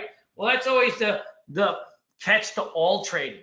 You know, that's a 5-hour class in itself. But always think about a few things: scaling out, use reward to risk, use common sense, and then of course, you know, when things get extended, always take some out. My settings on VWAP are just 0. So pull back, buy, set your stop, let her rock. Now, this is the cool part about VWAP. Notice what happens like even later in the day at 12. Notice how this thing has this normal pullback. So like notice how it pulls back to the 9. Does anybody see that? But why doesn't it hold at the 9? Does anybody know why it doesn't hold at the 9 here? It's midday. 9 EMAs for the morning. 9 EMAs for the beginning of the trend. But what when you come in at the tail end of the trend? Not as effective. Right? So you need a deeper pullback. So now this thing starts to pull back. Green candle to hold. Buy.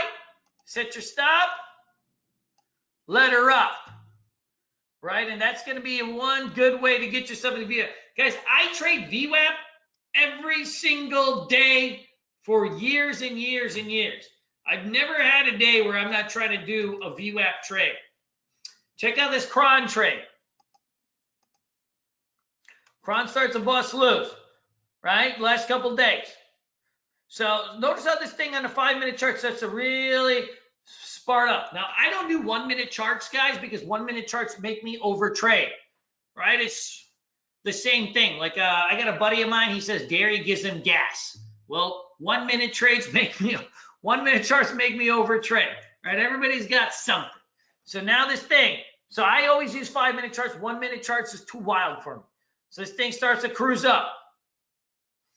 Now it starts to pull back to the 9. You guys see that? Good. So now what's happening? So it pulls back to 9, but will it hold at that 9? Whoa, shit. Fuckers. Will it? Whoa. Sorry. Will it hold here at the 9? No. Midday. Midday, you need deeper pullback. So notice how this thing slices under the VWAP. That's okay. It's going to slice under the VWAP sometimes because we don't buy something because it hits the VWAP, right? It's sliced under the VWAP, but we're going to buy when you get the green candle to hold, right? So you get that green candle to hold. That's when you're going to buy, and you put your stop under, and now you're going to be off to the races on this bad boy. Same type of deal. I've been doing this. These are all just pot stocks. We've been doing these on pot stocks every day. Notice how like this TRI gaps up, has this nice run to 116. Now this thing pulls back to the VWAP. Now notice how you get the green candle to hold. You guys notice it's almost always around the same time, right? That midday. TLRY loves that midday VWAP, by the way. Loves the midday VWAP, right? So you get that green candle to hold here. So now you know. The green candle to hold is your confirmation. We don't need too much confirmation. We're not trying to be presidents of the confirmation society, right? But we need enough confirmation to tell us that the pullback is done. We get that green candle to hold. We buy, set our stop, let her rock.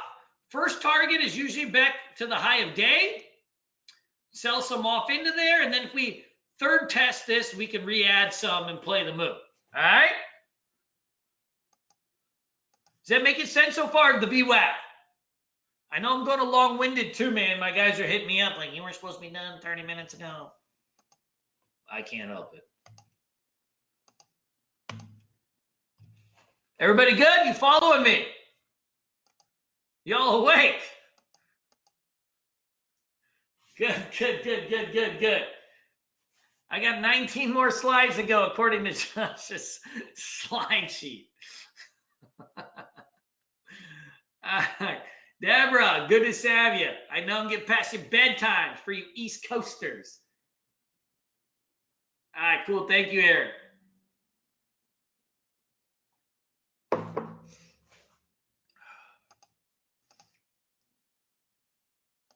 One test, two tests, three tests. Shannon, 0.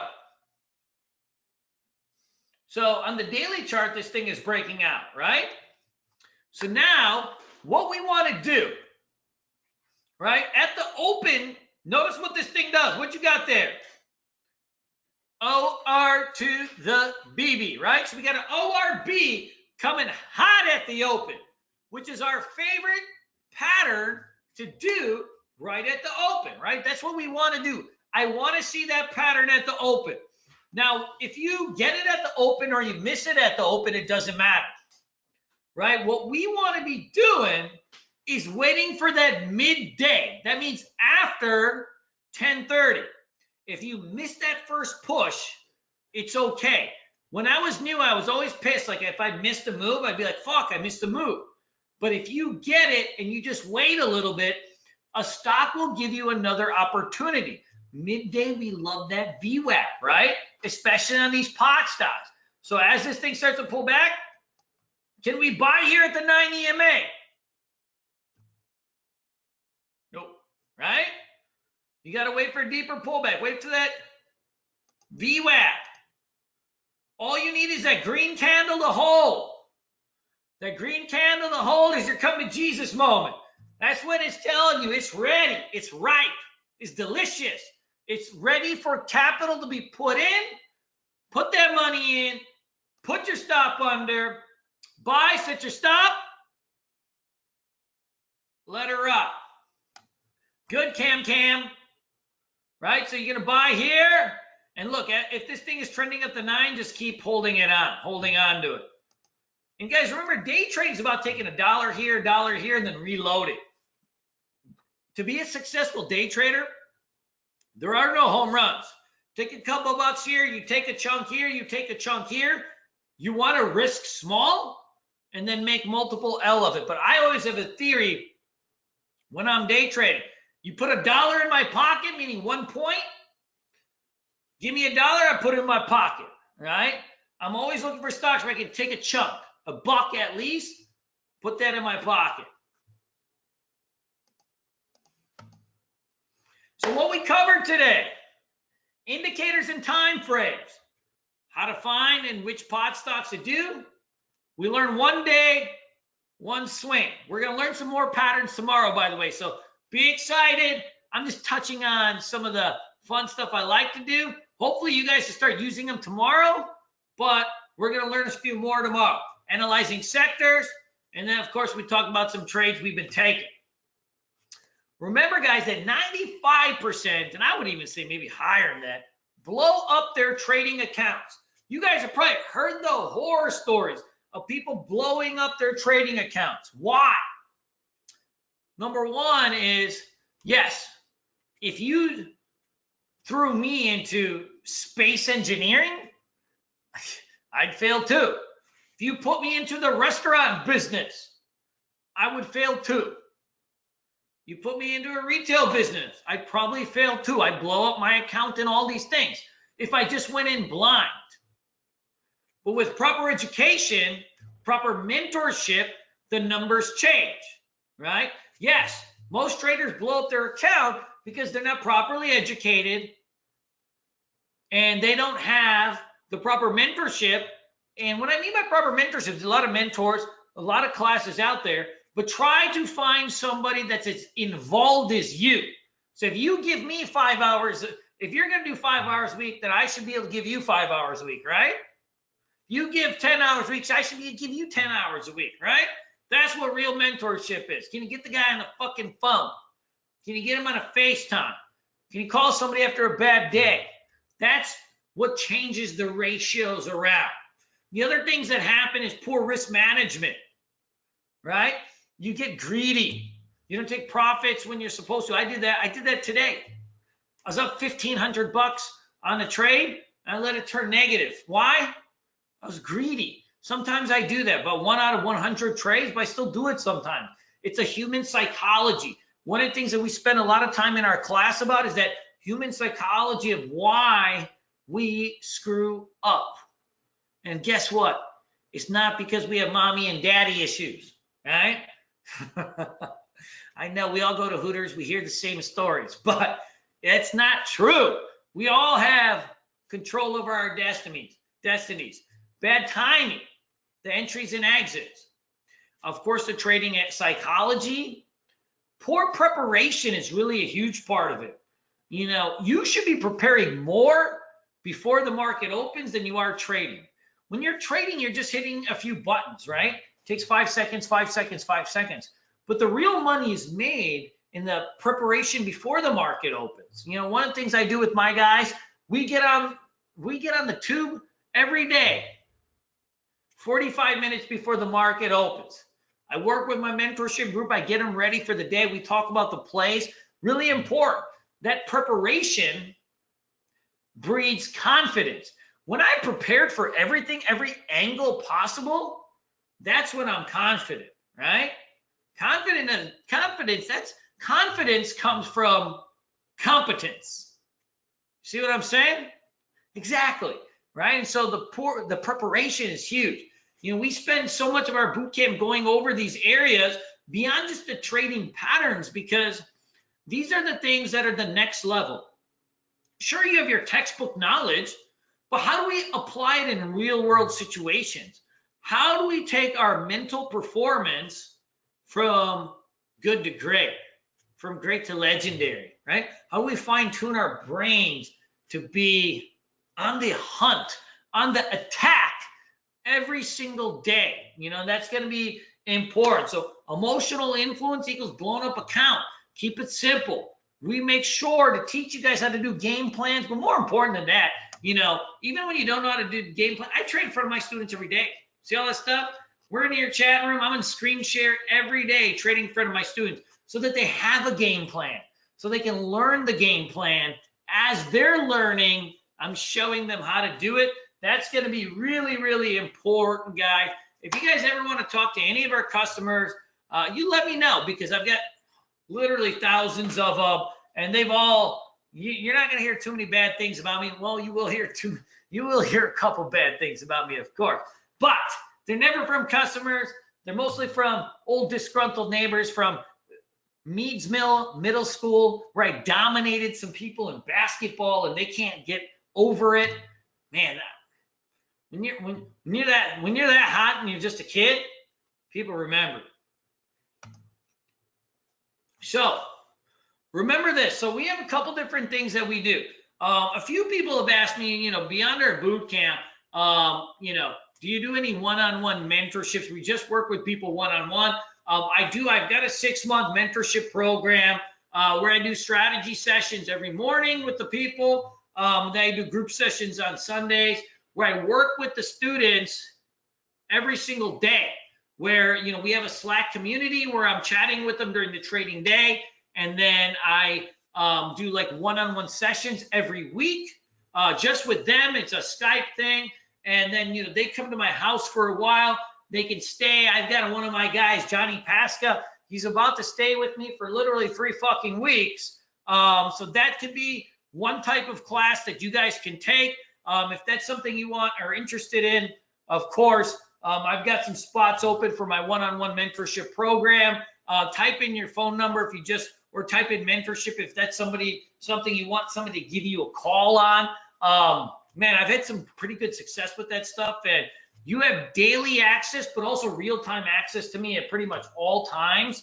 That's going to be huge. Now, on the other side of things, you know, my boot camp classes are my bread and butter. That's where most of the people that have come from my program take. And what boot camp class does is this is my flagship. This is 28 live classes via webinar. Every class is recorded and archived for playback. It's question and answers, quizzes, homework, market recaps. All right, so it's a university style setting. You cannot learn, I challenge you, you cannot learn how to do high level business, because this is a business.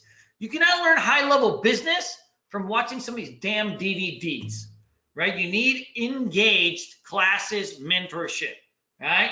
So my 60-day boot camp is 28 live classes. It's university style. I go on GoToWebinar like this. I coach you guys. Quizzes, homework, the works. We do market recaps when the trading day is done. I walk my students through every single trade I take. I reverse engineer them after they watch me trade. We put our students on trading simulators, personalized trade plans. We have a private student community where you guys can hang out, along with an awesome chat room where you can come in and man, we're just hanging out, and I'm on screen share during the day, calling out my plays, all that fun stuff. And look, the good, the bad, the ugly. Like today I took a loss, day before I took a gain, so on and so forth. But that's going to be good. Steven, just stick in your number. I'll have Omar call you and we'll get something going. I got you, but I got your back, buddy. I'm excited to work with you. So that's going to be huge, guys. This is the way you want to learn how to trade, right? Personalized trade plans. You wouldn't go into a business and get a loan without a business plan. Well, imagine you're going to take $30,000 of your own money and put it towards your fucking trading business without a business plan. That's not going to work, guys, right? I've done that. Man, I've done that, and I've struggled, and I've lost because I didn't have the proper planning, and that's huge. And so we want to work on our trade plans. It's your business plan for your business. Guys, remember that you are the CEOs of your own enterprise, your own small business that you're hoping to take to a bigger business. So you've got to have a business plan. So we work on our trade plans. My students share with me. I give them the feedback, and it's a continual process. You may work on the business plan for the rest of your career. Lifetime access. We have a 200-page course book that's epic. Let me see if I've found one laying around over here. Dun, dun, dun, dun.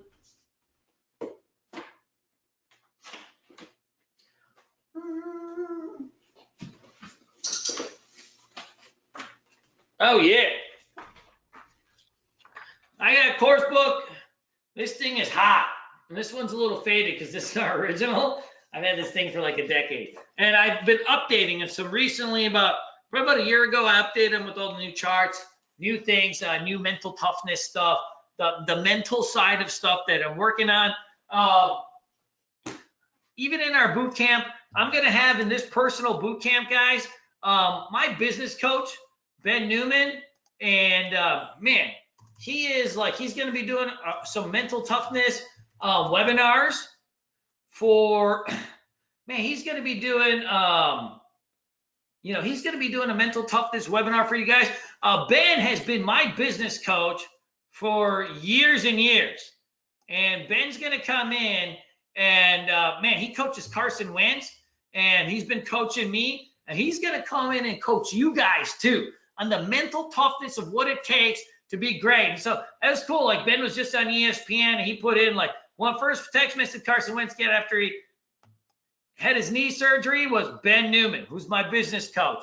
And Ben's been working with him forever. He works with a lot of the Alabama football team, all sorts of people. He's like one of my best friends, a great mentor, and a great coach for me. So Ben is committed to coming into this boot camp and teaching you guys about the stuff that he works on with his athletes, because trading and athletics is not really that different. And so it's going to be pretty cool to come in and do that stuff. So I think you guys are going to really like it. Of course, you get 3 months of free chat and screen share coming in. Guys, the first 5 people that sign up, they're going to get early bird pricing at $21.95. Yes, we got payment plans, all that kind of fun stuff available too. But let me know, put in put in your name and your email number if you want that early bird pricing. And that's going to be, for today. I'll make sure to get you guys set up. And also let me know your TC2000 email or TC2000 username so I can send you my scans. Guys, one of the most important things to do in trading is figure out, well, how to get everything laid out, but then like how to run the scans. How do you find the movers? That's going to be one of the most important things. All my guys get my TC2000 scans and layouts. This stuff is so confusing, but I just have to send you a little message on your TC2000. And then next thing you know, guess what? You just open it and yours will look like mine. So then when we start class, you're coming in with the ground rolling, and that's going to be just huge. So guys, this is the way to learn. I've been doing this for a long time. I'm on Bootcamp 39. So we've got an early bird pricing. So put in your name, your email, your number, or just email and number. I already got your names, and I'll make sure to have somebody call you. We will run a trading consultation and get towards your goals and figure out how to get you to the next level of where you're trying to go. That's going to be huge. Joseph, I'll have somebody give you a call tomorrow and we'll work something out and we'll get that thing going too. So guys, let me know if you need the TC2000 layouts. You're coming into class. It starts the 25th. For all you guys, put your name, your number, and I'll get you that early bird pricing too. You guys can have a lot of fun with this class. I forgot the kicker. So all of our students get lifetime access to stuff. So you got work, you're busy. Good, we're all busy, right? Shit happens during life.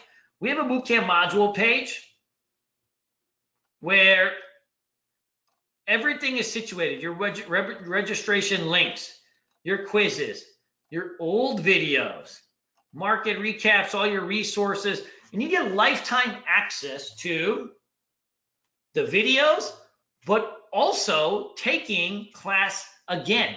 I'm going to have people in class that took my class 5 years ago, and they're going to come in, and I got all my old bootcamp archives from 2014 even. You can even see like when I had a little couple sprouts of hair going. So that's where, it's going to be pretty cool. So it's just something to remember. Let me know your name, your phone number. I'm going to have Omar call you tomorrow or Mary Beth, and they'll work everything out. But they'll do a trading consultation. All my guys are traders, so you guys will really enjoy talking to them, and we'll go. And if you're interested more in like a one-on-one thing where you want to come to my house and hang out and then do a 6-month mentorship program, then let me know on that one too. That one is more reserved, obviously, because it requires more time for me. It's 6 months. I got to talk to the person every day. You got to live at my house. So I got 4 bedrooms here, but my parents might be in one of them. They're going to come in November. So if you want to come in November, my parents will be running around, but we got the rest of the house. And it's pretty fun, though. You stay at my house for as long as you need. Usually, 2 weeks, 1 week, 3 weeks, whatever you need. And then what we do is, we trade during the day. We go to happy hour, we get on my boat, goof around a little bit. Then we work at night, review the trades, get everything going, and it's kind of fun. Usually there might be another student around too. That way, you've got like kind of like a buddy and stuff. Tomorrow we're going to talk about morning routines, scanning, how to take the strategy for other sectors. And then I don't know what this make the twist thing is, but it sounds pretty cool. 3rd quarter earnings. Guys, if you have anything you need, just go to the Bulls on Wall Street website. I'm Canal00 on social media. Guys, this is my cell phone, by the way. If you ever need me, and most people never text message me or call me, man, hit me up. This is my cell number, right? Like fucking send a text being like, dude, you are a big hairy bastard, right? And that would be pretty cool.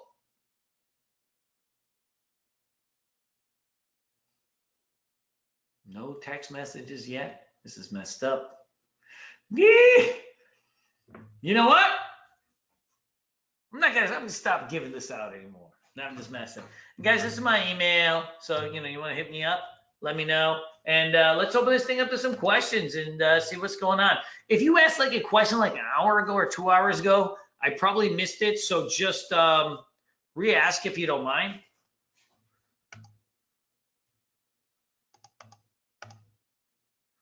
Guys, TC2000 will not just read emails, so just stick in your number. I'll have Omar give you a call if you need the scans.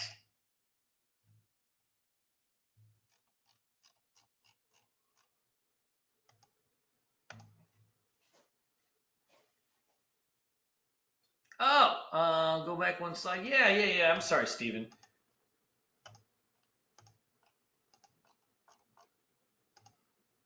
Dun, dun, dun, dun. Oh, good question. So somebody's asking, if I get busy during class time, as I got a work project, what happens? So Ryan, by the way, if you have a work project like in the middle of class, don't worry.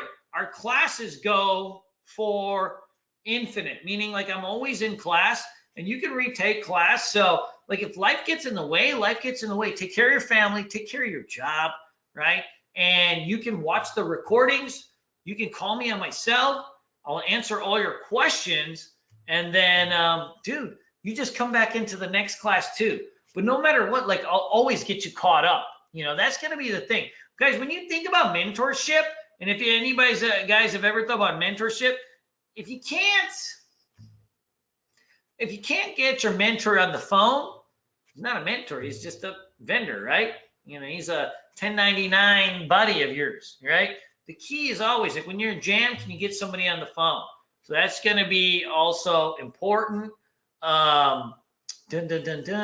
Sorensen, of course, I'll give you a buzz tomorrow. Viraj, my friend, my cousin. Hello, my friend. Tell me something. Anybody ever have any Indian customers? They're the best. You always get the same thing. Hello, my friend. Hey, buddy. Tell me something. What's good? Sashi, my friend, what's going on? Viraj, how you doing? Today when Taylor Beck pulled back hard, how to be ready for pullback. His gray shorts playing, how to find that right timing.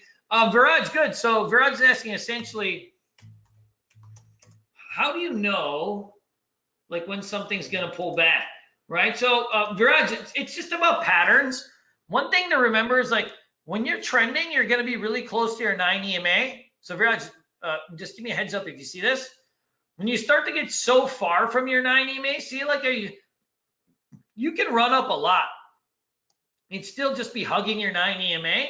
When you get too far off your 9 EMA like this, right, then you've gone parabolic.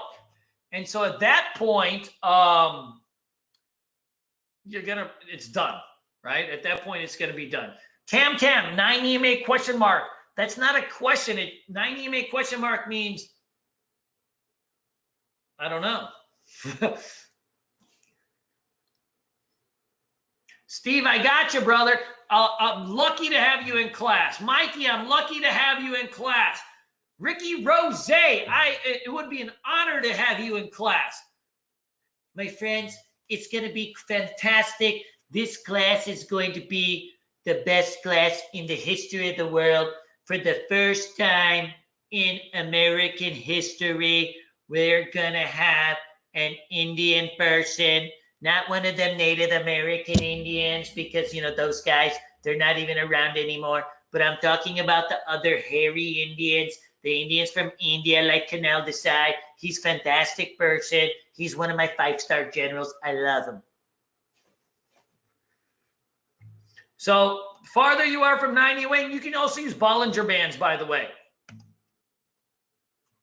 How does it work and can you read it? Tam, that's a 2-hour class in itself. We use 9 EMA all the time. It's used for trends, short-term trends. It's also used for supports. All right, and then it's also used for guides and inflection points to push into breakouts. Good question. Thoughts on JNUG and using the VWAP on it, man? JNUG is such a hoe. Man, why everybody loves to trade that nut? JNUG. Yeah, JNUG didn't test VWAP today. It did it at the open a little bit. Otherwise, it was just trending. But yeah, you can do it if it starts to trend. The thing with JNUG is it's not really a trending environment. Hey, Chris, hard steps are the way to go. Okay, you know what? The Chinese people, they probably use mental stops. And that's why we're going to win, and we're going to win huge. It's going to be fantastic. It's going to be amazing.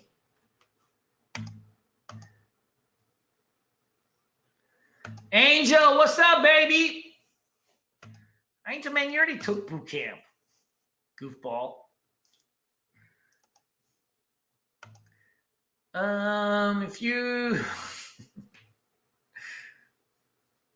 done the market makers break through your hard stops, there's not that many market makers around anymore in NASDAQ stocks, at least.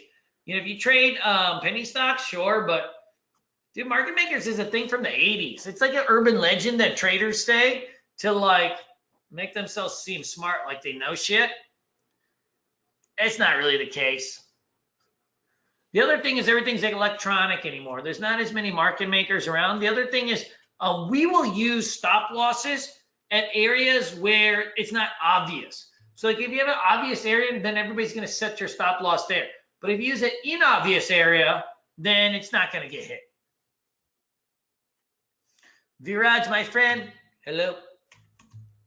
My friend Viraj. You can't use AMD on 1 minute charts for the most part because it's just too volatile. I never use 1 minute charts, but you know, AMD in general, because it's in a, first of all, because it's in a uptrend, sometimes when it gaps down, it'll just pop back out because it's still in an uptrend. Steven, I got you, buddy. Hey, Sasha, man. What was the question? Hey, Karuna, do you got the tipper for Canopy Rivers? What it's going to be? I'll have to look it up. I didn't see it. Oh, Sashi, my friend, timings of the boot camp are at 8 p.m. Eastern time. Now, every boot camp's recorded, archived, so if you miss one, don't worry. The recording will be up like pretty quick. Riv, all right, I'll put that on the watch list for tomorrow. I appreciate it. Are you sure it's Riv? River North? No, that's not IPO. Oh, cool. Sashi, where are you from? Angel, you know I got those crypto videos.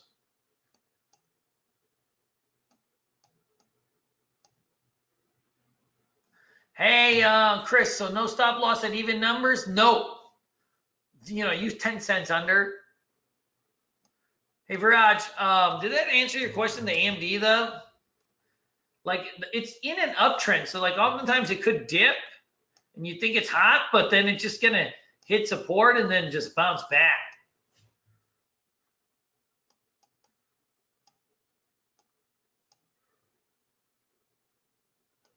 James, man, 716, I got you, brother.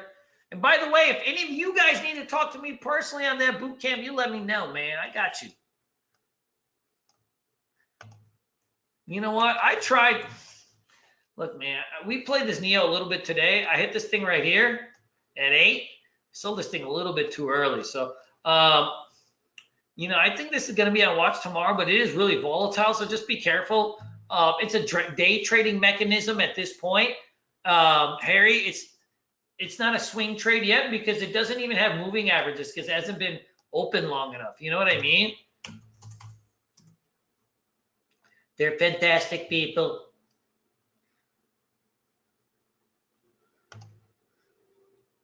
Hey, Mark. What's up, buddy?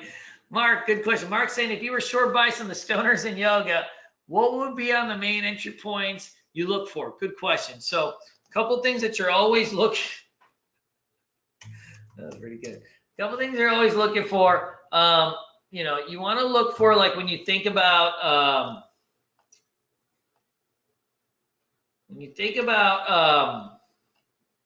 you know, like a short, look for like number of days up, piercing the top of the Bollinger Band, and then like an overbought stochastics is usually like a good sign for something to kind of roll over a little bit. You know, and then like an intraday setup, like a double top or something, Like this was something I had on my watch list for sure because that thing had been up like 10 days in a row. Touching that top of the Bollinger Band, stochastics were over 80, and you can just see on common sense, right? Been up like 50%. Thoughts on Tilray upside? Nope. I don't. My personal bet is that I'm not going to play this thing for a while. You know, it may fart around tomorrow, but look, when something goes from 300 to 150 in a couple 10, 15 minutes, like at that point, you don't want to be a part of it. It just becomes gambling, right? It's not patterns at that point, it's gambling. We're not in the business of gambling, right? If you want to do this for a living, you want to survive long term, then we've got to be able to take low risk trades. You can't manage your risk once the range gets like this. So for me, that's a leave alone.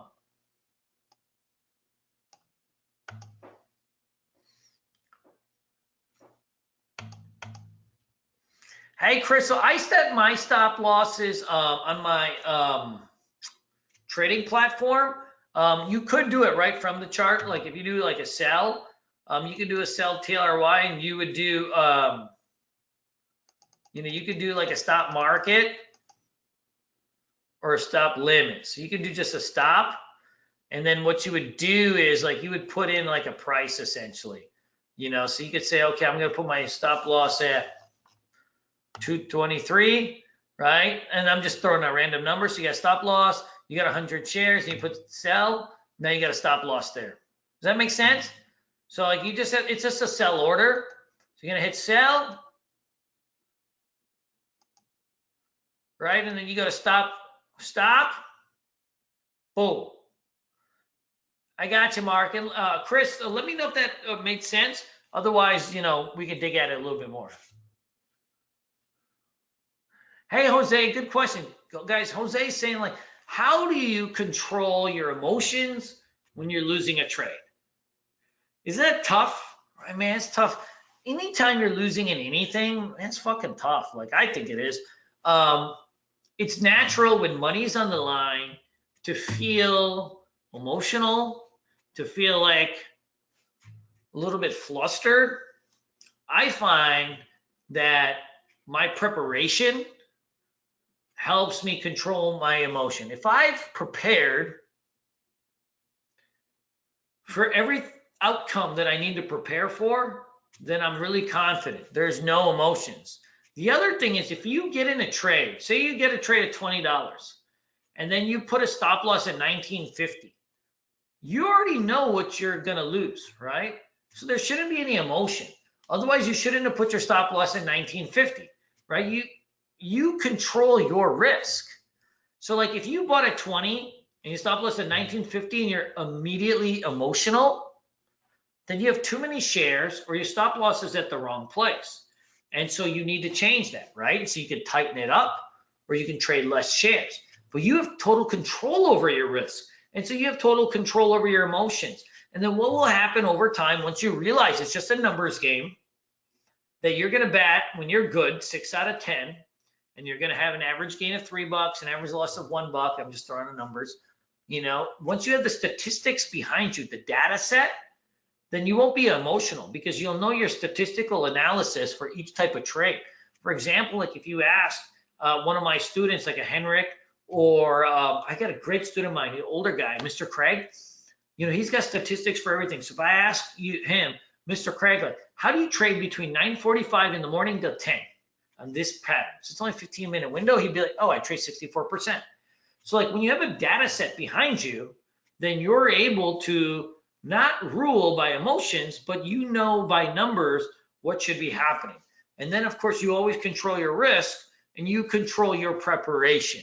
When you control that, then you're going to control your emotions. I didn't see the mint brokers thing. It didn't really look like it moved much, but you never know.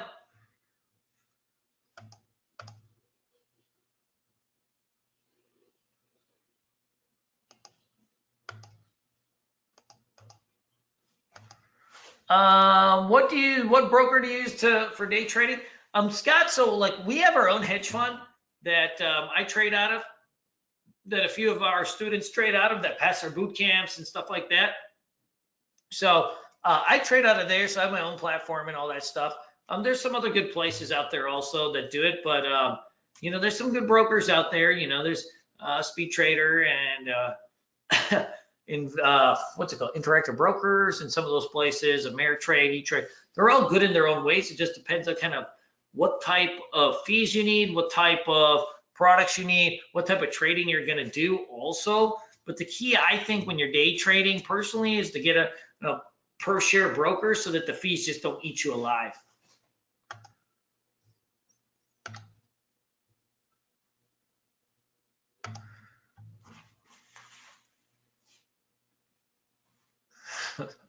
Thanks, Viraj. How you doing, man? Appreciate it.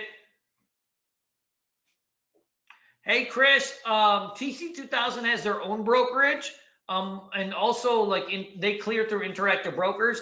But Chris, I just use TC2000 for the charting. I don't trade off of them. Mr. Sorensen, it doesn't necessarily work like that, but I can always give you a call and talk to you about that. We'll figure something out. If you want to, trade or get mentored or whatever, I'll figure out something that works for you.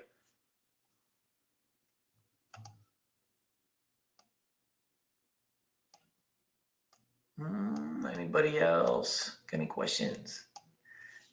Cool. Good. Guys, if you want that early bird special, put your name, put your email, let me know. If you want to talk to me personally, just put in your number. I'll call you tomorrow, and we could talk about your goals and how to get your career supercharged to where you want to go. All right, guys. Anybody else got any last questions? You let me know. Go in once. Go in twice. Malcolm, I use the gold, by the way. Go once. Go in twice. Viraj, man, I didn't even see it. Don't be a dick.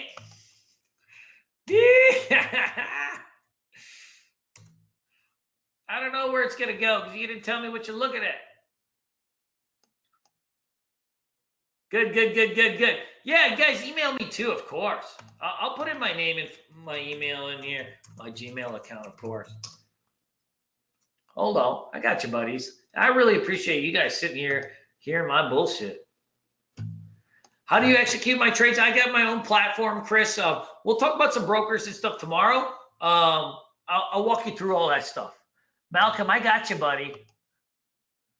Hey, Malcolm, you can use silver. Guys, if you're brand new, you could use TC2000 silver. It's cheap, and you'll get most of what you need.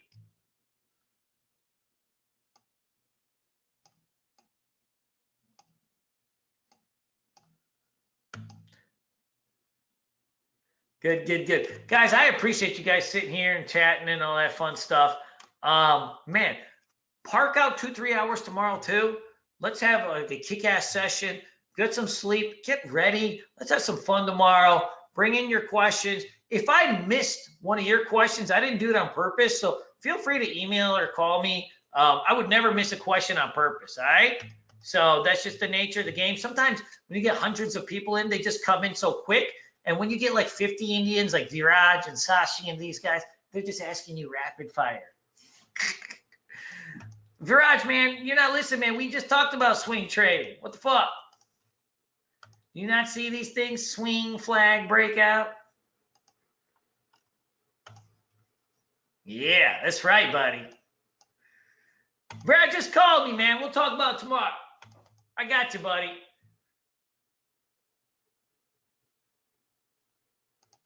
Hey, thanks, Nick. Appreciate it. All right?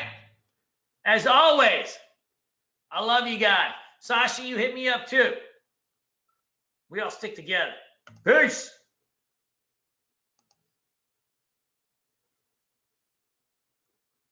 Malcolm, yeah. We'll get you that BC info email to you.